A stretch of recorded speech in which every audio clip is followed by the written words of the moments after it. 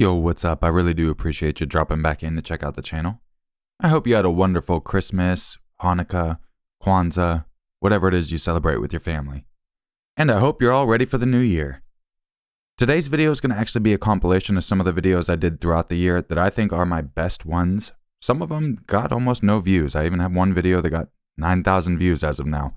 And I worked so dang hard on that thing. So I did go through and get a bunch of videos that not many people saw, but I feel that they were right up there in quality. But I wanted to put together a most memorable of 2023 videos I did, just because I have not done one at all ever since I started the channel. So why not? I hope you enjoy these videos, and let me know in the comments what you think of them, because some of them are very out there. But before we get into the video, I do want to give a huge shout out to today's video sponsor, Scentbird. Easily one of my favorite sponsors for the channel, because I don't like to be known as the stinky one. And if you want to start the new year not being known as the stinky one, make sure to click the link in the description or the pinned comment. Make sure to use my code SCARYSTORIES for 55% off your first subscription at Scentbird. Or you can scan my QR code and get the same deal. Scentbird is your one-stop shop to make sure you're smelling good all the time, all year round, baby. They have brands such as Versace, Gucci, Prada, Dolce & Gabbana, Burberry, Tom Ford, and so many more. To get started, you can take a quiz that'll ask what you like, and it'll lead you in the right direction for a scent you will love. Or if you already have fragrances in mind that you want to try, go ahead and select them and they'll be mailed right to your door. And once they arrive, they come in their own custom hard packs. I got 3 different fragrances to try out this time, one of them being Boho Boca, Vanilla Black Pepper, which my wife and I thought might be very interesting to smell. Surprisingly, it was extremely good. A lot better than I thought. I wasn't sure how vanilla and black pepper would be, but my goodness, it's actually pretty good. The other fragrance is Missoni, and it's made in Italy. And this one is a very good fragrance. Very, in my opinion, manly, and I really enjoy it. My wife does as well. And the other fragrance I got is actually my favorite one of these, and it's Sequoia Wood, and it's made in the UK. This one reminds me of home. I was raised in the Pacific Northwest around the sequoia trees, so I had some very high hopes for this one, and it lived up to every single one. Even my wife, when she smelt it, she thought, oh, I think I found a new fragrance for you. And to use the hard packs is as easy as pulling them apart, taking the fragrance out, replacing it with a new one, and just making sure the holes line up, and magnet back together. Now you can lock it so it doesn't spray in your pocket, or do a quick twist and spray away. Once again, to get 55% off your first subscription at Scentbird, make sure to use the code SCARYSTORIES or scan the QR code you see in the corner of the screen. Don't be known as the stinky one. Not this year. Make sure to use the code SCARYSTORIES for 55% off your first subscription box or scan that QR code. Make sure to click the link in the description or the pinned comment. And without any further ado, let's begin. Many people have heard about the Ruby Ridge and Waco, Texas attacks committed by the federal government. But I'm very curious to know how many of you have heard about the 1985 bombing of a Philadelphia neighborhood. Yes, police and local government actually dropped a bomb on a residential neighborhood in the city. And not only that, after their bomb exploded and the homes caught fire, police reportedly shot thousands of rounds into the burning buildings as people tried to escape. Which obviously resulted in some people running back into the burning building, never to be seen alive again.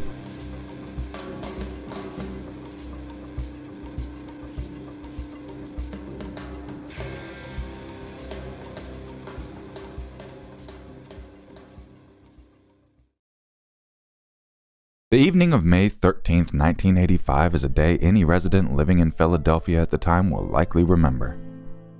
It's the day that the police department, with the okay from the mayor of the city at the time, Mayor Wilson Goode, decided that they were in a Call of Duty game and dropped a C4 satchel charge from a helicopter onto Osage Avenue in western Philadelphia.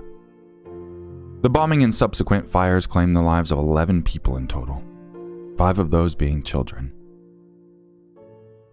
The police were targeting an organization called MOVE. And I will say I wasn't alive at the time, nor have I ever lived around Philadelphia. The details I'm going to share in this video were compiled from multiple different news sources. If I got some details wrong, please feel free to correct me in the comments. Or even if I missed some info, let me know. MOVE was originally the Christian Movement for Life, a communal organization that advocates for nature laws and natural living. It was started in 1972 or 1973. I see both the years in the sources.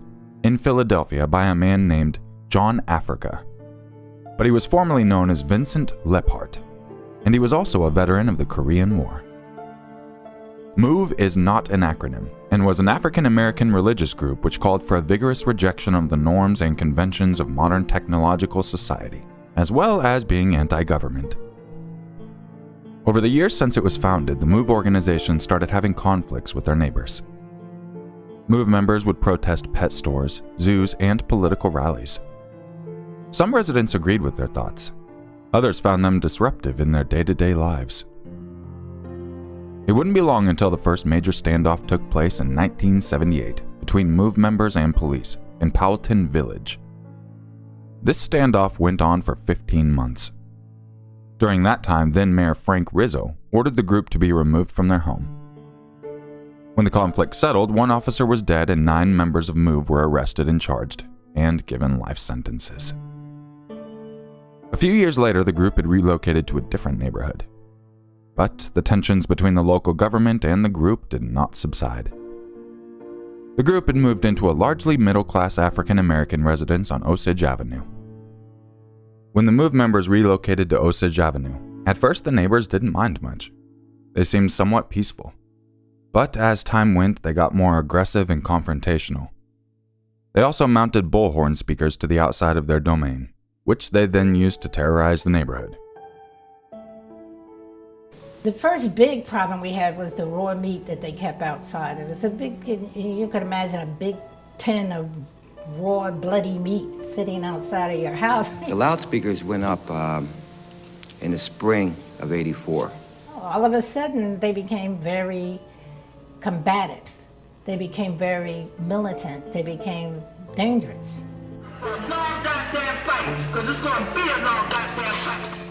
You could not imagine. It's one thing to be 2 blocks away and hear it, but to live right next door. And it wasn't long before they started threatening the lives of their neighbors, which obviously resulted in many of the neighbors deciding, I want to get them out. Orthodox. And then it gradually began to change, and that's when the trouble started. Me and the wife heard all this banging. We couldn't understand what it was. And they began to board the front of the house. From that day on, it was like night and day. And they would threaten to kill people. And they would name people by name. And my family was named as part of those people that they threatened to kill. Being a good neighbor, I wanted to move people. I spoke to Conrad first about it. He went completely berserk. The bugs are our brothers and sisters. If you exterminate the bugs, you exterminate us. For them to be incarcerated, or I don't want to see anyone hurt or killed, but better them than me. After the members had lived in their new house for a few years, Mayor Wilson Goode ordered the evictions of the group. As you would expect, they were not willing to be told by the government where they could live. So this resulted in an escalation between the parties. The residents of the group then took it upon themselves to hold down their property, much to the dismay of the government.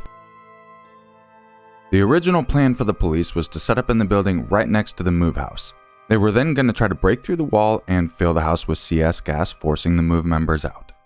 What we're going to do is we're going to go into the house next to MOVE. Members of the bomb squad would reach a hole into the basement and onto the second floor of 6223. The purpose was to breach a hole, put a pepper fogger through the wall, leaving the first floor for an avenue of escape for the MOVE people. But as they were breaking their way through the wall, they realized that the MOVE members had thought about that and reinforced the inside walls. Did you at some point conclude that the plan had failed? I think at about 4:45 or 5 o'clock, I had reached a conclusion that we would probably have to wait overnight. That was at the point in time that Leo Brooks called me out. Which resulted in the city deciding that dropping C4 on the home was the next best option. Would you tell us what you heard the managing director tell the mayor? To the best of my recollection, sir, and he told the mayor that we were recommending and that I had recommended that the best way to go was to use an explosive entry device to blow a hole in the roof so that we could insert gas in through the roof, and also to use this device to hopefully dislodge the bunker because it presented a danger to everyone, and that we intended to use a police helicopter. The plan was to use an explosive device to blow a hole in the roof and then throw CS gas in from there. When neighbors were told to go ahead and get out of the area, they were told to just bring a little bit of clothes and they'll be back soon. They had no idea the extent that this would go through. The police at our door, they're saying, get out, you have to evacuate. We're going to have a police action here on your block. Just take a change of clothes. We're going to protect your belongings. You'll be back in 24 hours. If you don't leave, you're going to be arrested. Many of the MOVE members retreated into the basement, at which point police started flooding the house with water cannons and CS gas, tear gas, which did start to leak its way down into the basement to them. Mayor Wilson Good is quoted saying, "There was no way to avoid this, no way to extract ourselves from the situation except by armed confrontation." Later, once everything was settled, they only found a couple shotguns and a rifle in the home. Whether MOVE was firing back at them or not, I'm not sure. From my understanding, they were mostly in the basement. The following words are from Ron Archer, a resident of the neighborhood block. "Helicopters were everywhere. I was standing at the corner and I climbed on top of the mailbox so I could see better. I saw a bomb drop. Then it felt like someone had pushed me." The police had just dropped a bomb on the home. The plan was supposed to be to blow a hole in the roof and drop tear gas in and force the evacuation of the MOVE members. Well, the hole was created, and they tried to douse it with water so it wouldn't start fire. But shortly after, a fire did start in the house. During this standoff, police shot some 10,000 rounds into the home. They fired so many rounds that they had to go get more so they could keep shooting. The members of MOVE were still in the basement, which had thankfully not collapsed on them with the explosion.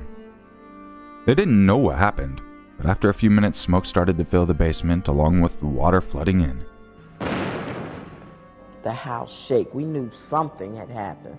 It never, ever occurred to me that they had dropped a bomb. At first, the group thought it was tear gas, but as the temperature began to rise, they quickly realized the building was on fire. Some neighbors who weren't evacuated due to the distance said the children playing in the yard started screaming since hot ash was showering them. Evacuated neighbors watched on TV as their homes burned. Nobody understood why the firefighters were letting the buildings burn. When the firefighters were asked why they weren't fighting the fire, they said they didn't know either and they were told to stand down. Once the fire spread to a lot of houses after an hour of burning, then the firefighters were allowed to try and extinguish the blaze. But by then, the damage was already done. They had to watch helplessly as their property and memories were burned for the nation to see. Our life just burned down to the ground. Baby pictures, family members' pictures, everything destroyed. Mementos of our youth destroyed. Everything was gone. Even though they told us, they didn't protect anything. They burned everything to the ground. The heat from the fire was so intense that windows began to explode. People couldn't even tell if it was due to gunfire or the heat. The MOVE members held up in the basement wanted to get themselves, their kids, and their animals out of the burning building before it was too late. Ramona Africa states that when she came out of the basement, they screamed, "We're coming out!" She says the response they got from police was a hail of gunfire.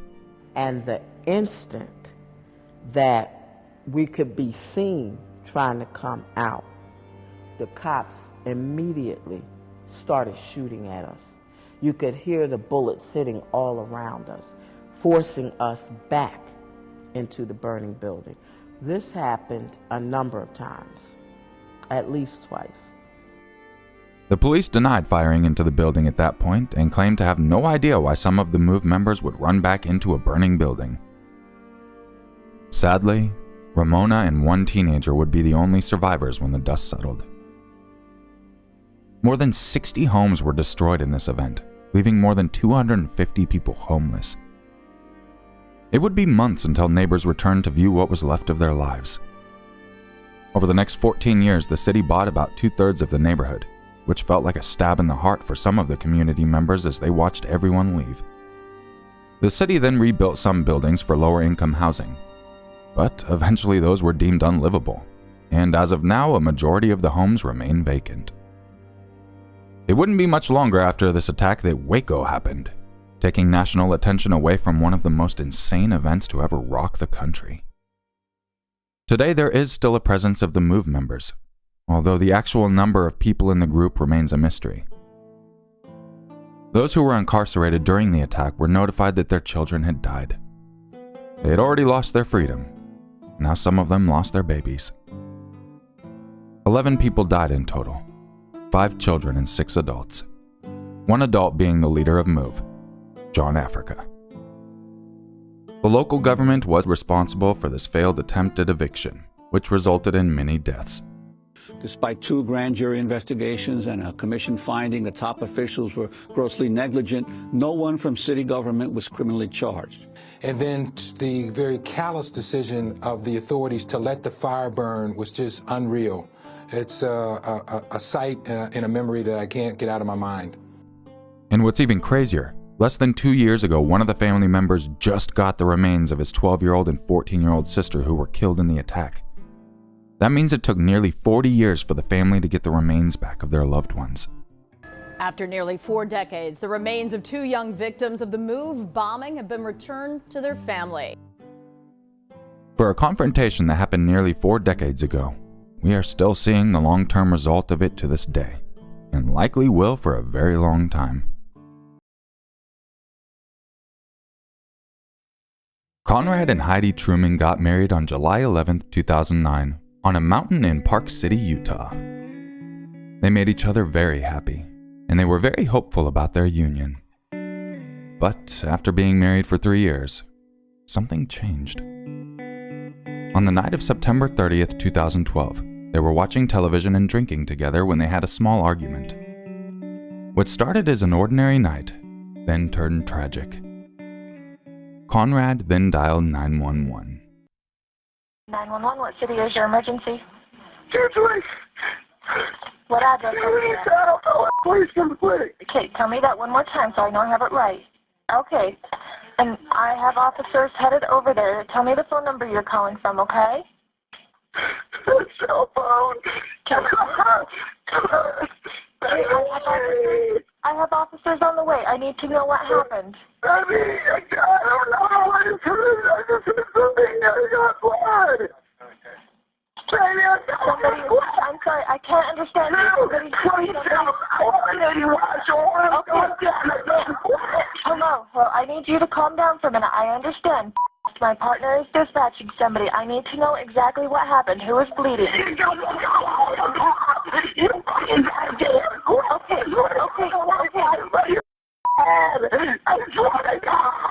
Okay, no, I can't. You need to slow down. Calm down, okay? Okay? I can't understand you. You need to talk a little quieter, okay? This echo is too bad.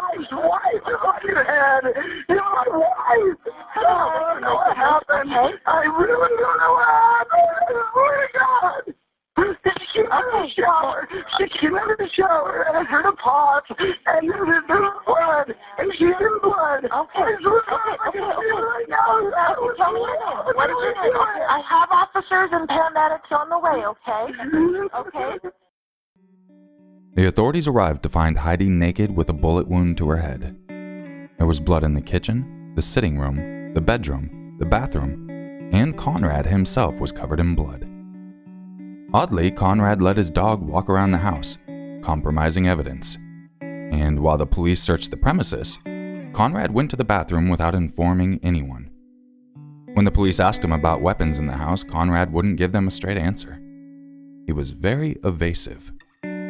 This was just the beginning of a string of suspicious acts that would put the authorities on Conrad's trail. At the hospital, Conrad rubbed Heidi's feet and kissed her forehead. He held her and apologized for not being able to protect her. He then asked out loud why Heidi would bother shaving her legs if she was going to kill herself. Most of what Conrad told the authorities that day was questionable. He initially said Heidi killed herself. Then he said a black man shot Heidi while she was in the shower, and that Heidi stumbled out of the shower and made it to the kitchen, where she finally collapsed and died. Conrad went further and claimed that he saw the man who did the shooting. Forensic evidence didn't match up with either story Conrad was pushing, and the police couldn't shake off Conrad's strange and erratic behavior the night they responded to his 911 call. So, they tried to follow up with him at his workplace, but he wasn't cooperative. He told the police, "You have questions? Well, they can wait until I'm ready. I don't know nothing, man."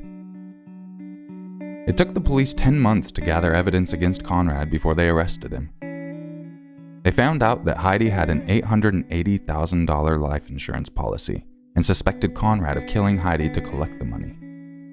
They set his bail at $1 million cash and charged him with first-degree murder and obstruction of justice. During Conrad's preliminary hearing, witnesses spoke about how he tried to cover up the truth with lies. He claimed Heidi killed herself before changing the story, saying that she was murdered by a black man. Police officer William Cook, who was on patrol that night, also came forward as a witness to describe what happened. He spoke about how Conrad kept threatening the police to save Heidi, and how generally agitated Conrad was. Officer Crook added, "Everything he said was just random and out of order. It made no sense." In response to the testimony from Officer William Crook, Conrad's defense said that Conrad was incoherent since he had been drinking when his wife was shot. They later started to advance a new theory about Heidi's death, that she likely shot herself while she was in the shower. They said she was holding a gun when she slipped and accidentally pulled the trigger. However, Heidi's mother, who also testified against Conrad, said her daughter had never been suicidal. Heidi had recently bought an expensive car and was planning a holiday with her mother, so the theory that Heidi was suicidal, which is what Conrad was claiming, just didn't make sense. At the same time, the police theory that Conrad was motivated by Heidi's life insurance policies were also suspect, because the couple was financially secure. In fact, nobody knew of any serious issues that Conrad and Heidi had. The entire tragedy was just unexpected. What's worse is there were no other witnesses apart from Conrad, and he was no longer a reliable source of information. Heidi's entire family was desperate for a conviction. They believed that Conrad was guilty. They were anxious for the entire ordeal to be over so that they could have some closure. Conrad's defense team, on the other hand, were adamant that there was a severe lack of evidence pointing to Conrad as the killer. They emphasized that nobody was in the bathroom to see what Heidi was doing with the gun, not even Conrad. It took 2 years since Heidi's death for a jury to find Conrad guilty of first-degree felony murder and second-degree felony obstruction of justice. Conrad's fortunes, however, took a turn a few years after his 2014 conviction. It turned out that some evidence the prosecution was using was not entirely accurate. For example, these details, where Heidi's body was and where she had come from, were central to the trial and the jury deciding Conrad was guilty. Even the defense knew this. So, in 2017, when Conrad appealed his conviction, the court acquitted him and he was a free man. But Conrad went further than that. He claimed that he was wrongfully imprisoned and interrogated, and that he was a victim of malicious prosecution. He sued the police and prosecution but lost the lawsuit. After all, his strange behavior, his lies, and the fact that nobody else was present when Heidi died all pointed towards him as a suspect, at the least. Heidi's family was disappointed that Conrad was set free, but they reaffirmed their commitment to advocating against domestic abuse, all in Heidi's name.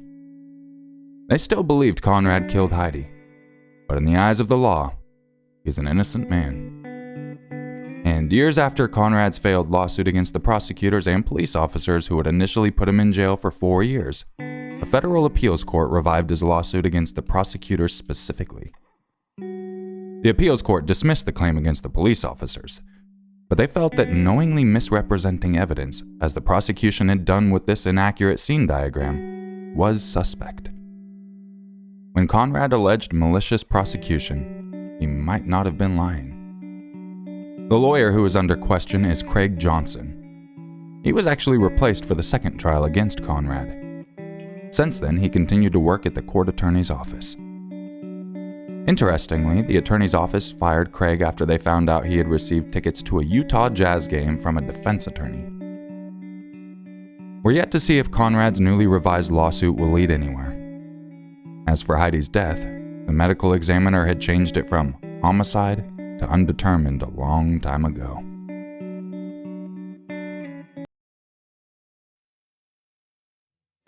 John George Haig, known as the acid bath murderer, was born on July 24, 1909, in Stanford, Lincolnshire. His family later moved to Outwood, West Yorkshire, where he lived the next 24 years of his life.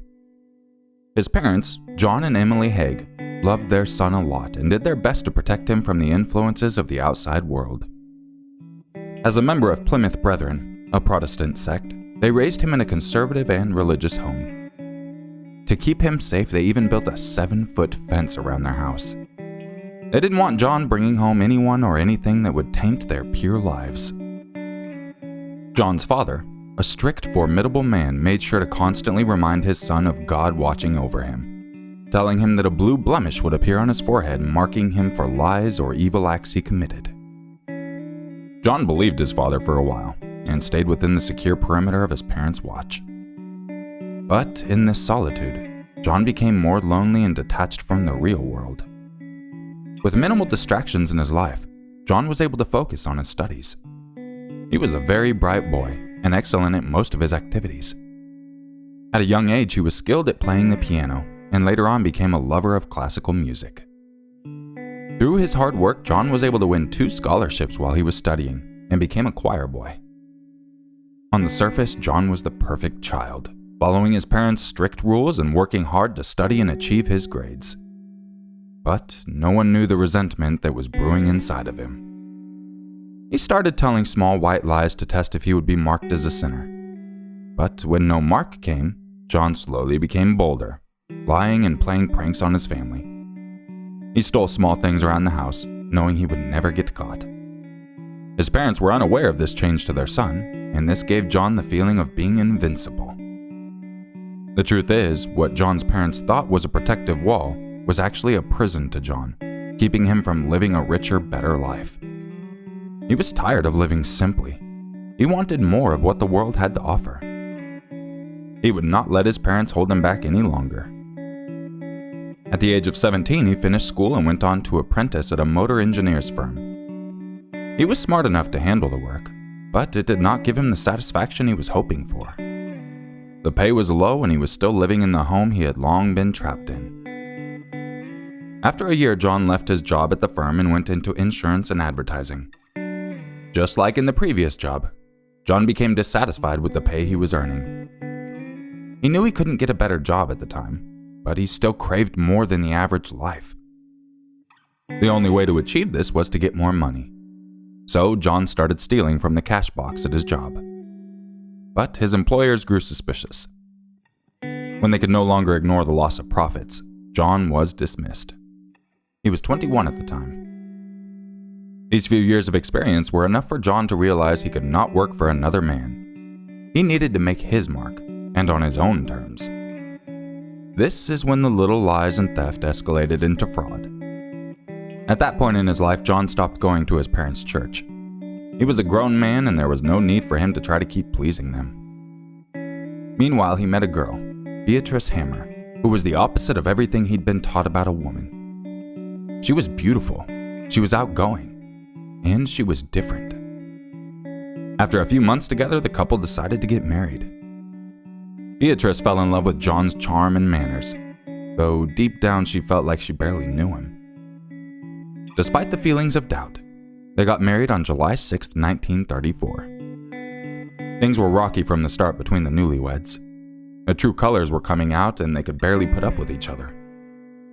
Living in John's parents' house did not help either. To make matters worse, a few months into their marriage, John's fraud caught up with him. he was arrested and sentenced to prison. His wife had no idea of John's illegal activities and was also pregnant with their child when he was sentenced. She gave birth to a baby girl while John was in prison. She could not bear to live a life as a single mother with a convict for a husband. She was only 21 and she felt that she could change her life around. So she decided to leave John. When Beatrice went to visit John in prison to inform him she wanted a divorce, John would not let her have the last say. He lied to her that he had another wife, that their marriage meant nothing, and that she was free to walk away. He wanted her to believe that she meant nothing to him. Beatrice divorced John and gave their daughter away for adoption. John never got to see his child. When his family heard the news, they could no longer be associated with a sinful person like him, so they disowned him. Upon his release, John was quickly jailed again for car hire fraud. He served a 15-month sentence. After this release, he tried to go straight, worrying that maybe the dishonest life wasn't for him. But the bad luck continued to follow him even then. He opened a dry cleaning business, but it failed when the business partner was killed in a motorcycle accident. This left John even more distraught. Whether he was honest or lying, nothing seemed to work. John then decided to move to London and have a fresh start. He landed a job as a chauffeur for a wealthy amusement park owner, William McSwan, and helped him maintain his amusement machines. The two got along well and became friends. William trusted John. John was doing all right at the time, but it wasn't long before his desires resurfaced. Suddenly, his new job was not enough for him. He still craved to have his own business and live like the likes of his friend William. And that's why John went back to swindling. He started things off by pretending to be a solicitor named William Adamson and would sell fake stock shares from the estates of his dead clients at below market rates. People easily trusted him as he was well-spoken and had an air of class about him. He saw this as an easy way to make money, but he wasn't careful enough and slipped up.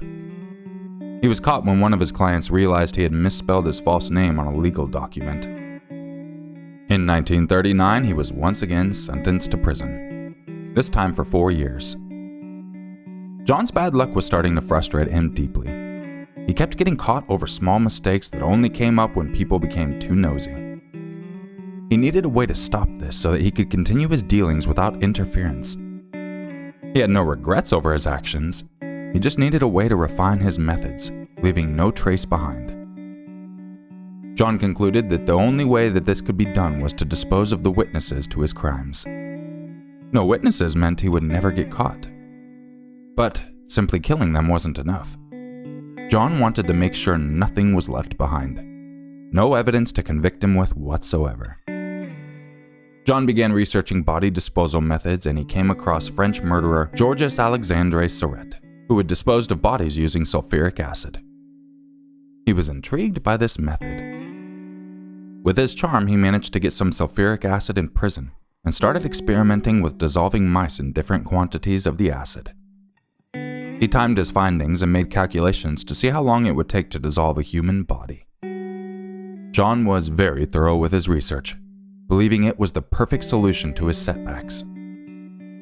By the time he was released from prison in 1943, he was happy with all that he'd learned and was ready to get back to work. Once out, John took up a job at an engineering firm as an accountant. It paid him well, though in his mind he was already scheming ways to fraud people out of their wealth. By complete chance, John met his old employer William while having drinks at a pub. They caught up and fell back into being friends. William had trusted John and considered him a close companion, going as far as introducing him to his parents, Donald and Amy. John had always been good at winning others' trust. The two spent more time together, and William told John of his new job as a landlord collecting rent from his parents' London properties. This caught John's attention. He envied William, who had been born into a wealthy family and now had an easy job that made him good money. William was truly living the life John had always dreamt of. He could not sit back and keep watching someone else live his dream. He wanted it for himself. He no longer saw William as a friend, but as a stepladder to achieving his goals. This was his opportunity to get back on top. John set about hatching a plan to take over William's life. He continued building trust between William and himself. He found out key information about William's accounts and financial dealings. He even went with William to collect rent from tenants, showing everyone how close they were and winning over their confidence. On September 9, 1944, John took William out for drinks. He then convinced William to go with him to one of his workshops. He lured him into the basement, and once there, John attacked William, smashing his skull. William was slightly intoxicated and caught unaware since it was his friend. He had no chance to defend himself. In his bid to get to the top, John killed his trusting friend, now his first victim. He was finally able to test the research he'd conducted in jail. He placed William's body into a 40-gallon drum and then filled it with a concentrated sulfuric acid. John made sure to cover himself up with a gas mask and gloves to avoid injuries. Once the body was submerged, he left and went back to living his life. The feeling of being invincible he'd found as a child was back. Nobody could stop him now. After a couple of days, he went back to the workshop to check on his work. William's body was nothing more than a fatty sludge. He poured his remains down a manhole, and that was the end of William. Meanwhile, John lied to Donald and Amy that their son had run off to Scotland to avoid getting drafted for the war. They had seen how close William was to John and believed him. Finally, John could now take over William's money and lifestyle without anyone catching on. He was ecstatic over his success and moved into William's home and took over collecting rent from the tenants. William's parents didn't question this and saw it as a dear friend helping out. John kept up the lie by sending fake letters to Donald and Amy, addressed from William. This worked for a while, but months later in July 1945, once the war was coming to an end, William's family started growing suspicious. They didn't understand why their son wouldn't come back. And John settling into their lives started to feel off. Something wasn't right. When John saw their doubt, he knew it was time to get rid of them. He lured them to his workshop with the pretense that their son was back and wanted to meet them there. The couple believed this, not knowing it was the last thing they would ever do. He murdered them in the basement and disposed of them the same way he did their son, leaving nothing behind. His luck seemed to be turning around now. With the parents out of the picture, John could fully take over William's life. He skillfully forged signatures and gained control over their properties and possessions. He went on to sell everything and make himself a large sum of money to fund his now lavish life. It could not get any better than this for him. He moved into the prestigious Onslow Court Hotel. To everyone around him, John was a respectful and delightful man. He was a lover of arts, attending concerts regularly, and dressed in smart tailored clothes, always looking his best. He looked nothing like a killer. Growing too comfortable in his newfound life, John began gambling, and it was not long before the money he'd obtained started running out. He needed a way to make more. He refused to accept living his life any other way than what he'd become accustomed to. His greed took over him. In 1947, John met a wealthy couple, Rosalie and Archibald Henderson. The couple was unaware this was anything but coincidental, as John had carefully targeted them for their wealth. He befriended the couple by showing interest in their real estate business. He slithered into their lives, keeping a close eye on their wealth. He knew how to ask the right questions to gain access to confidential information, and acted the part of an equal around them, not desperate for their money. John showed interest in the apartment Archibald was selling, and they invited him over to their flat for a housewarming party. While there, John continued to charm them. He played their piano for the guests and talked to everyone at the party. He was a natural crowd pleaser. Little did they know he had ulterior motives that night. When no one was looking, John went into Archibald's office and stole his revolver. He was tired of the physical effort it took to kill his victims. A gun was much simpler and didn't involve him getting his hands dirty. On February 12, 1948, John asked Archibald to accompany him to his workshop. He told him there was an invention he was working on and hoped his friend would be able to invest in it. Of course, this was all a lie. John was finally confident enough that he could take over the Hendersons' property, and it was time to get rid of them. When they arrived, John shot Archibald in the head in cold blood. With the husband taken care of, all he had to do was call Rosalie over, claiming her husband had fallen ill and needed immediate help. When she got there, he shot her too. He was happy to have taken the revolver, as it was a lot more effective than bashing heads. He smiled at how poetic it was that Archibald had been shot with his own gun, and by a man he had begun to trust. John now felt like a professional. He efficiently put the bodies in the drum and filled them up with sulfuric acid. It was getting easier with each killing. Once again, he came back to pour out what was left of the Hendersons into the manhole. He went on to forge their signatures, selling their wealth and returning to his extravagant life. He even kept their dog, as he had grown fond of it, and it suited his appearance.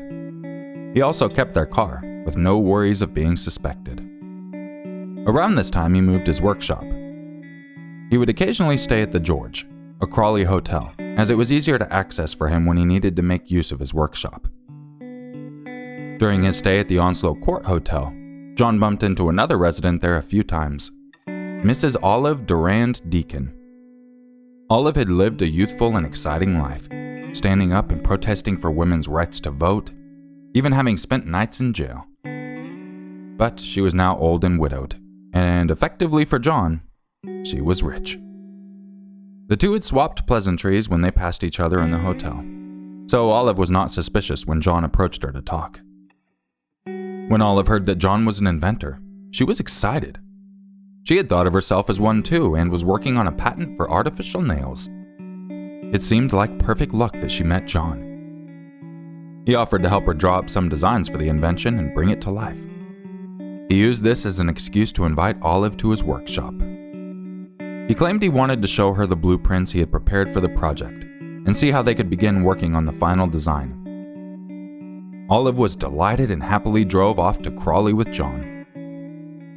This was the last time she was ever seen.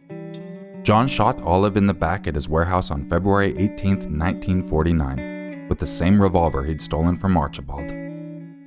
He was in good spirits that day and went off to have a cup of tea before returning to dispose of the body in his drums of acid. He kept Olive's Persian lamb coat, as it appeared to be quite expensive and he could easily find a buyer. With his move to the new warehouse, John no longer had access to the manhole he'd previously been dumping the sludge into. So he poured the dissolved remains of Olive into a pile of rubble at the back of the property. That would become the downfall of his crimes. 2 days later, Olive was reported missing by her friend Constance Lane. Her friends and family had no idea where she had disappeared to. John put himself forward and went with Constance to the police station. A police officer grew suspicious of John's behavior. He wasn't as concerned as he claimed to be. The officer saw right through his act. An investigation was conducted and John's fraudulent past came to life. This put him in the spotlight as a suspect. The police went on to search his workshop. It was here that they were able to connect it all. They found dry cleaning receipts for Olive's coat, and with a more careful look around, a pathologist found what appeared to be human gallstones and false teeth among some rubble. This was all that was left of Olive Durand. More evidence of his past crimes was discovered at the workshop, such as documentation from his forgery at the McSwans and Hendersons properties. With all the undeniable evidence, John confessed to the murder of Olive and the 5 others before her. But he wasn't giving up on his future just yet. During his arrest, John asked one of the officers what the sentence would be if he pleaded insanity in court. He hoped it would get him a lighter sentence. During his trial, John confessed to having killed 3 more people, though there was no evidence to prove it. He also confessed to his motive behind the killings. His troubled upbringing had led him to have nightmares filled with bloody crucifixes. These nightmares continued to haunt him and were further triggered by an accident he had a few years back. They led him to crave human blood. He would nick his victims' throats with a knife and drain the blood to drink before dissolving their bodies. But this was one lie he couldn't get people to believe. His manipulative streak was over. John's trial was held on the 18th of July, 1949. The following afternoon, after only 17 minutes, the jury found John guilty of all charges of murder, and he was sentenced to death. Despite the ending to his scheming life, John wasn't going to leave this world without making the most of it. Even in prison while waiting to be hanged, he chatted up his fellow inmates and the guards. The afternoon before his hanging, he welcomed Madame Tussauds into his cell to mold his face for a model that would go up in her wax museum. He donated his clothes for the model and was very specific about how he wanted them to be displayed. He thought he might not have lived the life he wanted, but at least he'll be remembered as an icon. John drank his last glass of brandy and was hung on the 10th of August 1949. Even though John's crimes were atrocious, he has remained a pop culture icon, achieving the legacy he had always wanted. His parents, who learned of his execution, believed that God would forgive him. It turned out they still loved him, regardless of all his sins.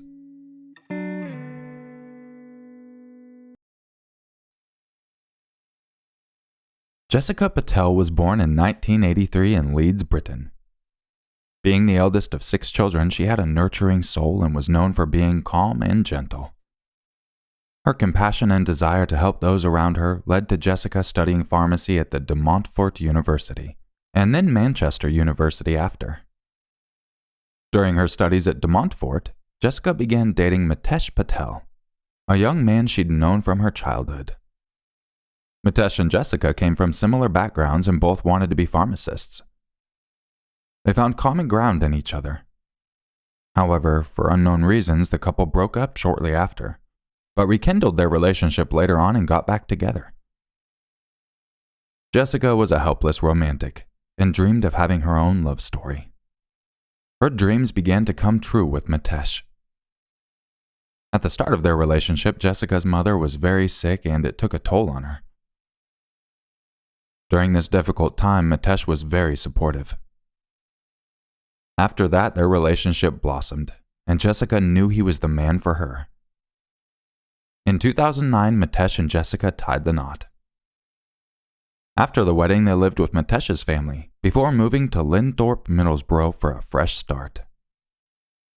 Here they bought Roman Road Pharmacy, which they owned and ran together. They also bought and refurbished a home close by on the avenue.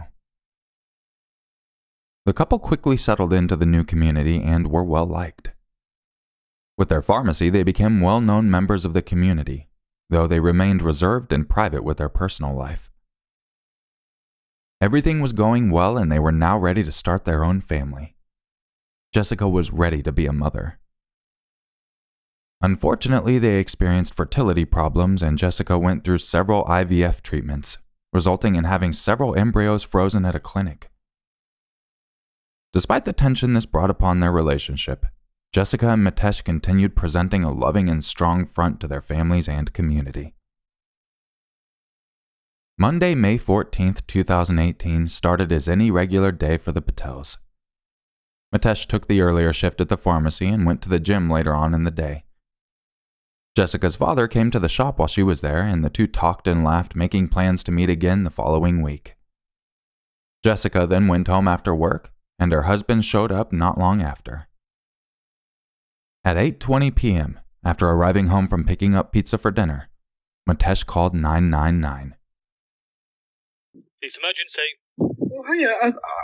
I think we've been burgled and my wife's been attacked. What's the address? We're on the avenue in Middlesbrough, Linthorpe. Right, is that where your wife is now? Yeah, well, I've just come home. I was just out. I went to get something to eat and see the lads at work and get my laptop. Yeah. I come home and the house is ransacked. And she's just on the floor. She's got duct tape all over her and she's unconscious. Right. Shall I take off her? Can she breathe? No, because take the duct tape off her then. Please, can you send someone? Yeah, I am. Can I take your name, please? My name's Mcculloch. Okay. I can't get it up her. I'm going to get someone straight out, okay? How long will they be? I'm going to get them travelling on blue lights and we're going to get an ambulance straight out as well. Okay. You said is your wife breathing? Can you feel a pulse? I can't feel anything. Her hand's really cold. How long have you been out of the house? About an hour. What's your wife called, please? Jessica. Listen, we've got police travelling down now. Okay? We've got police travelling down now. Yeah, I've got the duct tape off it. Because it was on her legs, like by her ankles, and on her arms, tied, like she's been tied up. But her hands are really cold. Are there any marks on her at all? Well, I can see marks on her neck, like really dark neck. She's been tied up by her hands, and also tape around her legs. Yeah. And marks around her neck. Yeah. She's got like blood on her nose and like stuff dripping out onto the floor. And she's non-responsive. Oh, Jess, come on, baby, Rick. Despite the best efforts from emergency services, at just 34 years old, Jessica passed away. The police quickly sealed off the crime scene to preserve any evidence and reduce the risk of contamination. Then they began asking questions about the events leading up to the murder. Mcculloch told them Jessica worked late that day, till 7 p.m. before going home. While he was home earlier from the gym, he realized he left his laptop at the pharmacy and went to pick it up. He also bought a pizza for dinner on his way back. He said he was only gone for 30 minutes. When he returned home, he found the house ransacked and Jessica lying on the living room floor, hands and feet bound in duct tape, and she was unconscious. Jessica's family was called and notified of the heartbreaking news. None of them could believe what happened. They came together to support each other and traveled to Linthorpe to offer support to Mcculloch. Mcculloch broke down in tears upon seeing Jessica's sister, Manal, sobbing on her shoulder. It was a shattering night for everyone. They lost a significant loving member of their family and didn't understand why. The police began their investigations. They found no evidence of sexual assault and no sign of forced entry into the home. It was possible Jessica knew her attacker and let them in, though they still couldn't figure out what the motive for the crime could be. A post-mortem was conducted, and it was determined that Jessica's cause of death was asphyxiation. A few days later, while her family was still in Linthorpe grieving with Mcculloch, they received a call from the family liaison officers to go home and meet with them. A suspect had been identified and the police were about to make an arrest. On May 17, 2018, Mcculloch was arrested on suspicion of murdering his wife. The families and surrounding community were shocked at the arrest. Jessica and Mcculloch had lived a peaceful and loving life together. No one had seen this coming, especially with how distraught Mcculloch was losing his wife. When the police searched and ransacked the home, they found a hard drive of the CCTV footage system. Normally, the hard drive is secured in a cupboard, which would make it difficult for intruders to get it and destroy it. However, it was found upstairs in the bedroom, with footage that would begin to unravel Mcculloch's lies. The footage showed Mcculloch arriving home from the gym at 3:30 p.m. But he didn't leave. At 7:30 p.m., Jessica arrived home from work. Then at 7:44 p.m., Mcculloch left the house and didn't return until 8:15 p.m. 6 minutes before the 999 call was made, the CCTV was disconnected. Obviously, the first thing police noticed was no one else was entering or leaving the home during the time of the murder. But it also showed that Mcculloch lied about not seeing Jessica after he came home from the gym. And even more suspicious was the attempt to get rid of the footage minutes before he called the emergency services. Upon further searching, a suitcase full of clothes was found packed under the bed in their home. And at the pharmacy, jewelry, 25,000 pounds, and gold bars were found in the safe. There was also a plastic bag with 2,000 pounds. The evidence against Mcculloch was rapidly building up, though a motive was yet to be identified. The police needed more evidence to connect everything. They then searched Mcculloch's and Jessica's phones in hopes of finding more clues. Through an iPhone health app, a better timeline was established. The health app can track a user's steps and heart rate, and Mitesh's movements around the house that night once again went against his story. Jessica's heart rate and steps stopped at 7:04 p.m., while minutes after, Mcculloch could be tracked racing around the house, going up and down the stairs. 40 minutes after Jessica's heart stopped, Mcculloch took her phone outside to stage a burglary. When he came back in, the health app showed he climbed the stairs before calling the emergency services. Authorities believe that this is when Mcculloch hid the CCTV footage and called 999. Finally, the police had enough evidence to charge Mcculloch with the murder of his wife, Jessica. The following week of the trial came to a shock to everyone in court. It turned out Mcculloch was a constant user of Grindr and other similar apps to look for men. His family didn't know about this, as he was ashamed of coming out. He claimed that he didn't want to be looked down on as a gay Asian man, and that he did not want to disappoint his wife. Even the staff at the pharmacy knew that Mcculloch was on dating apps, but they kept the secret to themselves. They were always afraid of Jessica finding out. Little did they know, she already knew about her husband's extramarital activities. It wasn't long after their marriage that Jessica found out that Mcculloch was having an affair with Dr. Amit Patel. When she confronted him about it, Mcculloch convinced her he would end it. However, he didn't end the affair. He went on seeing Amit for 8 more years. The entire time, Mcculloch continued lying to Jessica, telling her there was nothing going on between him and Amit. But Jessica kept catching him in the act, while he was speaking to Amit on the phone. She confided to a family member about the affair, and told them how Mcculloch was no longer attracted to her.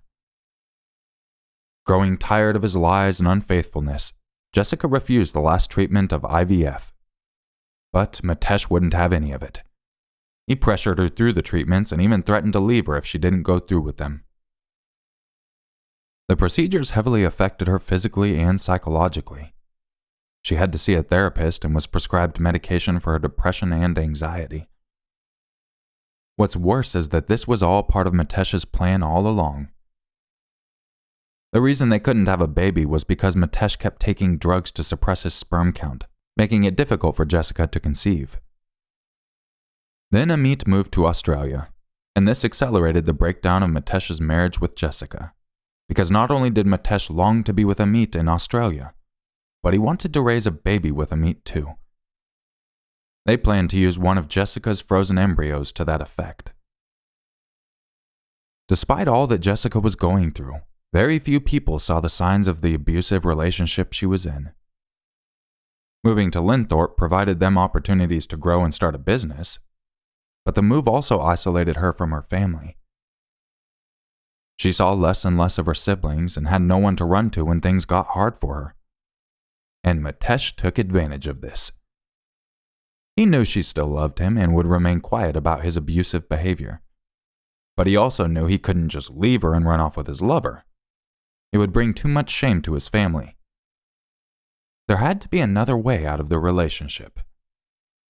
And that's when murder entered the conversation.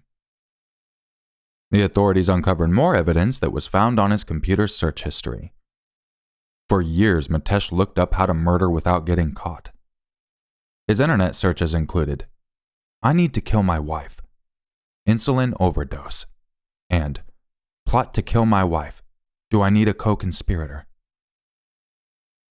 His crime was not a spontaneous one, but a well-thought-out plan to get rid of Jessica and run away to Australia. From the various life insurance policy they'd taken out, Mcculloch also stood to profit £2 million for his wife's death. Finally, the details of the murder also came to light. That night, Mcculloch injected Jessica with insulin to subdue her. He then went about staging the scene of his crime. This is when he saw Jessica moving and realized he needed to finish the job. He ended up suffocating her with a plastic Tesco bag.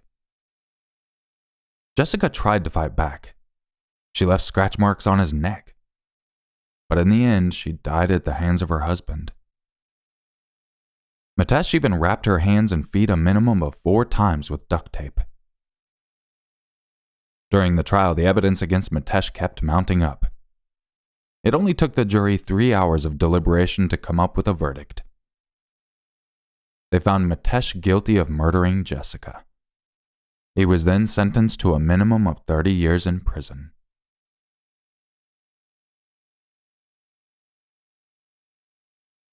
Rebecca Zaha was born on March 15, 1979, in Phalam, a small town in Chin Hills, Myanmar. She was raised by her Protestant parents and grew up very religious, maintaining her faith through her adult life. Rebecca was a hard worker and felt very responsible for her parents. She made sure she was always able to provide for them. Despite being born in Chin, she moved and lived in several countries including Nepal and Germany, and finally settled down in the United States. Because of this, she was multilingual, fluently speaking English, Nepali, and Hindi. While she was living in Germany, Rebecca attended the Calvary Chapel Bible College in Austria, where she met Neil Nalepa. Neil was then a 36-year-old nursing student from Scottsdale, Arizona. The two began dating and a few years later in 2002, got married. And that's why Rebecca had moved to the United States.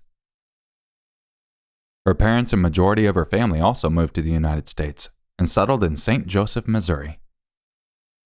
Rebecca continued to work hard and provide for her parents. They had been through a hard life while she was growing up, and she wanted to make sure they would live comfortably and not need to work again. Rebecca worked as an ophthalmic technician. Her sisters described her as a health nut due to her highly health-conscious life. She was disciplined with her eating and wouldn't drink alcohol, believing it to be a waste of calories. But unfortunately, Rebecca's marriage was not doing great.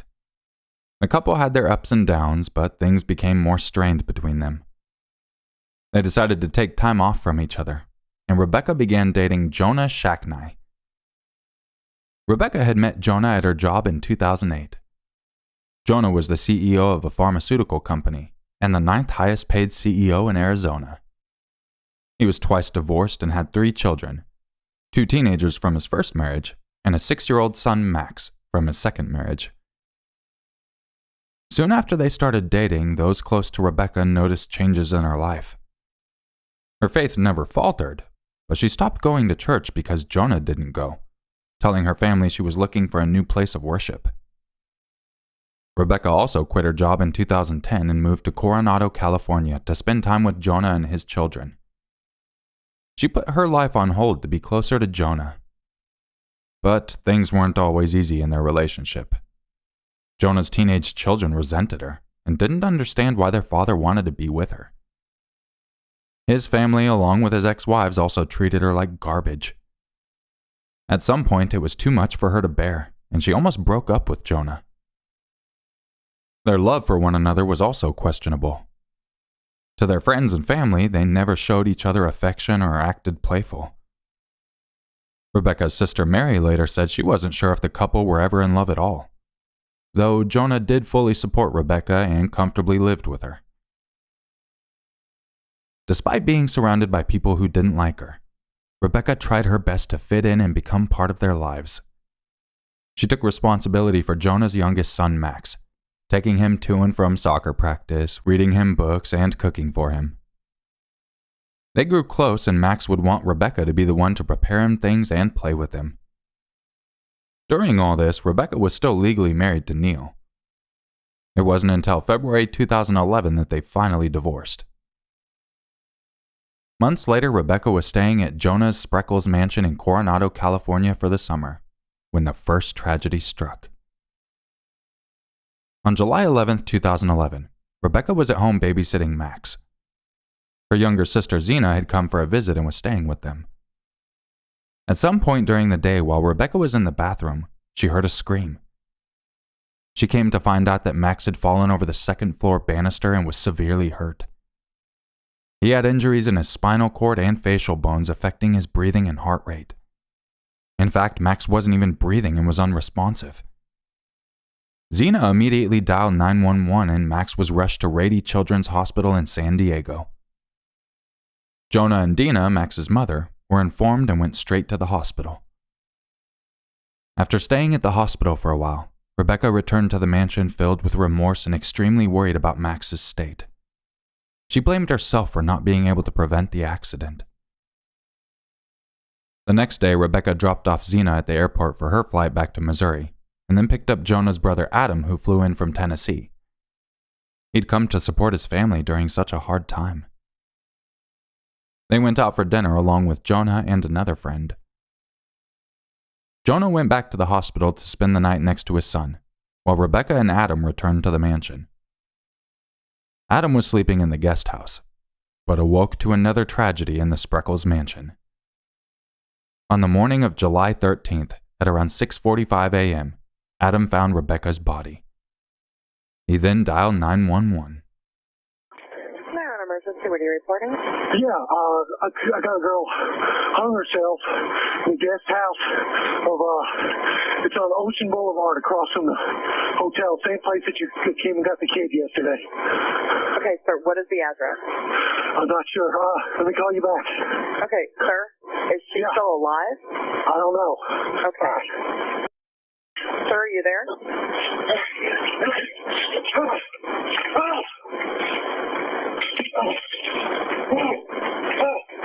Are you alive?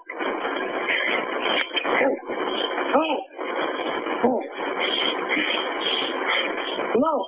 You came here yesterday to pick up a little boy. Okay, sir, I wasn't working yesterday. I don't know what you're talking about. Check your records. Sir, I checked all of the records yesterday. I can't find anything on Ocean Boulevard. Can you tell me what the address is? I'm looking. Oh, fuck. Come on. Fire medical emergency? Coronado with a transfer. Go ahead, sir. Okay. Hi, what's that lady is hung herself. What's the address? 1043 Ocean Boulevard. 1043 Ocean Boulevard? Yeah. Okay, what's wrong? She hung herself, man. I woke up. Okay, is this a house? It's a house. Yeah. Okay, how old is she? I'd say about 30. 30? Okay. When was the last time you saw her? Last night. Okay, is she beyond help? Well, give me some. I'm compressing her chest right now. Okay, hold on. What's your name? Adam Shackner. Okay, I have help on the way. What's your cell phone number? Is it 901? Okay, listen to me. Help is coming right now, okay? And Peter, you're on the way? Yes, we are. Okay, and you're right there with her. Did you cut her down? Yes, I did. Okay, just stay with me. Rebecca was found naked, gagged with a t-shirt, and hanging from the balcony with her ankles and wrists bound, and her hands tied behind her back. Adam cut her down before the police arrived. The medics attempted to revive her, but she was pronounced dead at the scene. Adam texted his brother to tell him what had happened. 3 days after Rebecca was found, Max passed away in the hospital. Jonah had lost his son and his girlfriend. The police ruled Max's death a tragic accident. Investigators then searched the Spreckles mansion to uncover clues about Rebecca's death. They found a cryptic message painted in black block letters on her door. She saved him. Can you save her? No one understood what this meant, and after handwriting specialists were consulted, they couldn't conclude whose handwriting it was. A book on witchcraft was found which showed drawings of a rite, a naked woman with her hands tied behind her back. And after doing a thorough scan of the scene, the only DNA in the room belonged to Rebecca herself. On the balcony, they found Rebecca's footprints and a boot footprint, but the boot was later determined to be from an officer. An autopsy was conducted and revealed 4 instances of head trauma. There were many theories as to what could have happened. Some say she hit her head against the balcony after jumping, while others disagree and say it's evidence of an attack before her hanging. The circumstances of her nudity and body being bound also brought up a lot of suspicion to the case. Many believed someone was involved and it was a possible homicide. The evidence found at the scene raised a lot of questions and puzzled everyone. During a news conference, the police got an officer to demonstrate how it's possible to tie yourself up with your hands behind your back. They said this proved Rebecca did the same thing. Adam, being the only one present at the home, was called in for questioning. To prove his innocence, he took a polygraph test, but the results were inconclusive. However, on September 2nd, the San Diego County Sheriff's Department formally ruled the case a suicide. The ruling, rightfully so, enraged Rebecca's grieving family. They refused to believe that Rebecca would act that way, especially when there were no signs in her health or behavior that led in that direction. She was happy, and her faith kept her strong in all hardships she went through. The day before she died, she made detailed plans and talked to her sister over the phone about them. She wanted to prepare a care package to take to Jonah at the hospital and fix him something to eat. She wanted to be there for Max and Jonah. Her ex-husband, Neil Nalepa, was doubtful of the ruling as well. He said it was out of character and he never thought Rebecca would do such a thing.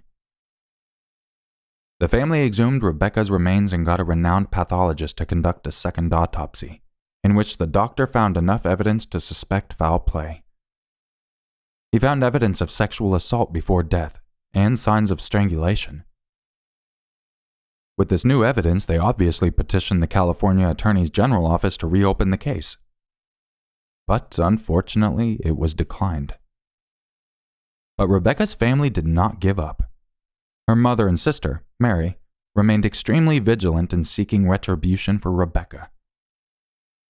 In July 2012, they filed a wrongful death suit naming Adam Shacknai, along with Dina Romano, Max's mother, as the defendants. It was claimed that Rebecca had told one of her sisters that, "Dina's going to kill me. Dina is going to kill me." Even though Rebecca and Dina had a tense relationship, there was footage of Dina at the hospital that night.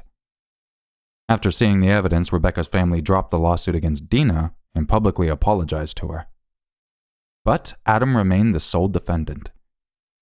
They believed Rebecca and Adam had a confrontation where things escalated and he killed her. In 2018, the jury of the wrongful death suit against Adam found him responsible for the death of Rebecca and awarded the Zaha family $5 million. Adam wanted to appeal the case, but his insurance company decided to just settle it there. Adam maintains his claim of being innocent, and Jonah stands by his brother's innocence and said he wants the case to be over so both sides can finally have the closure they need. Rebecca's family also brought up a lawsuit against the sheriff's department, trying to get them to release more evidence. Eventually, their lawyer found out that the evidence either didn't exist or there was no way to get it now, so they dropped that lawsuit.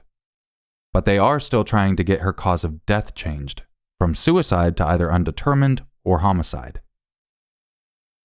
Upon researching all this, I found that there was actually a 2020 special on this, and they did a little testing with a mannequin to see if it's possible for someone to have thrown Rebecca over the balcony without getting their footprints on the balcony, and it did seem possible.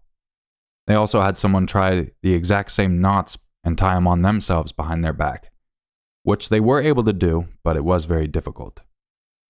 Regardless of which way you think, you would have to admit that this is very, very suspicious. Being fully nude, gagged, hands and legs tied up, hands behind your back, and then throwing yourself over a balcony to hang yourself. Some say she did it because of how bad she felt about Max getting hurt on her watch. Other people think that it was Max's family trying to get revenge. Either way, I hope that they can get her death changed to undetermined so there can be a proper investigation, because this just seems very odd to me.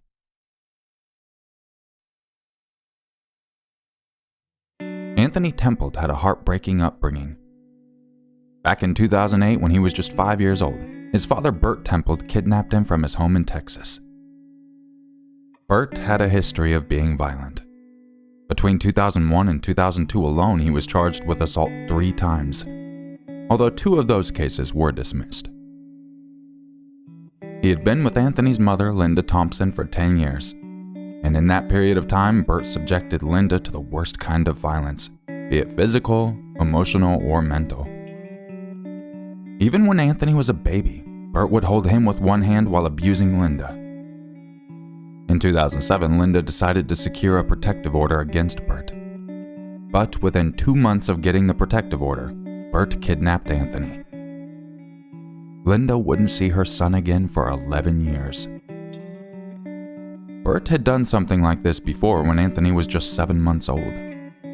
He basically wanted to hurt Linda, so he took away her son, knowing full well that Linda and Anthony had already started to develop a deep bond. Over the years, Bert convinced Anthony that Linda was a junkie who wanted nothing to do with him. Bert had resettled in Baton Rouge, Louisiana, and it's clear he didn't want his past coming back to haunt him. He did everything he could to keep Anthony from finding out the truth about his family back in Texas. Meanwhile, Anthony's mother and other family posted missing posters around Baton Rouge, knowing full well that Bert had family in the area. But despite their efforts, nothing came up.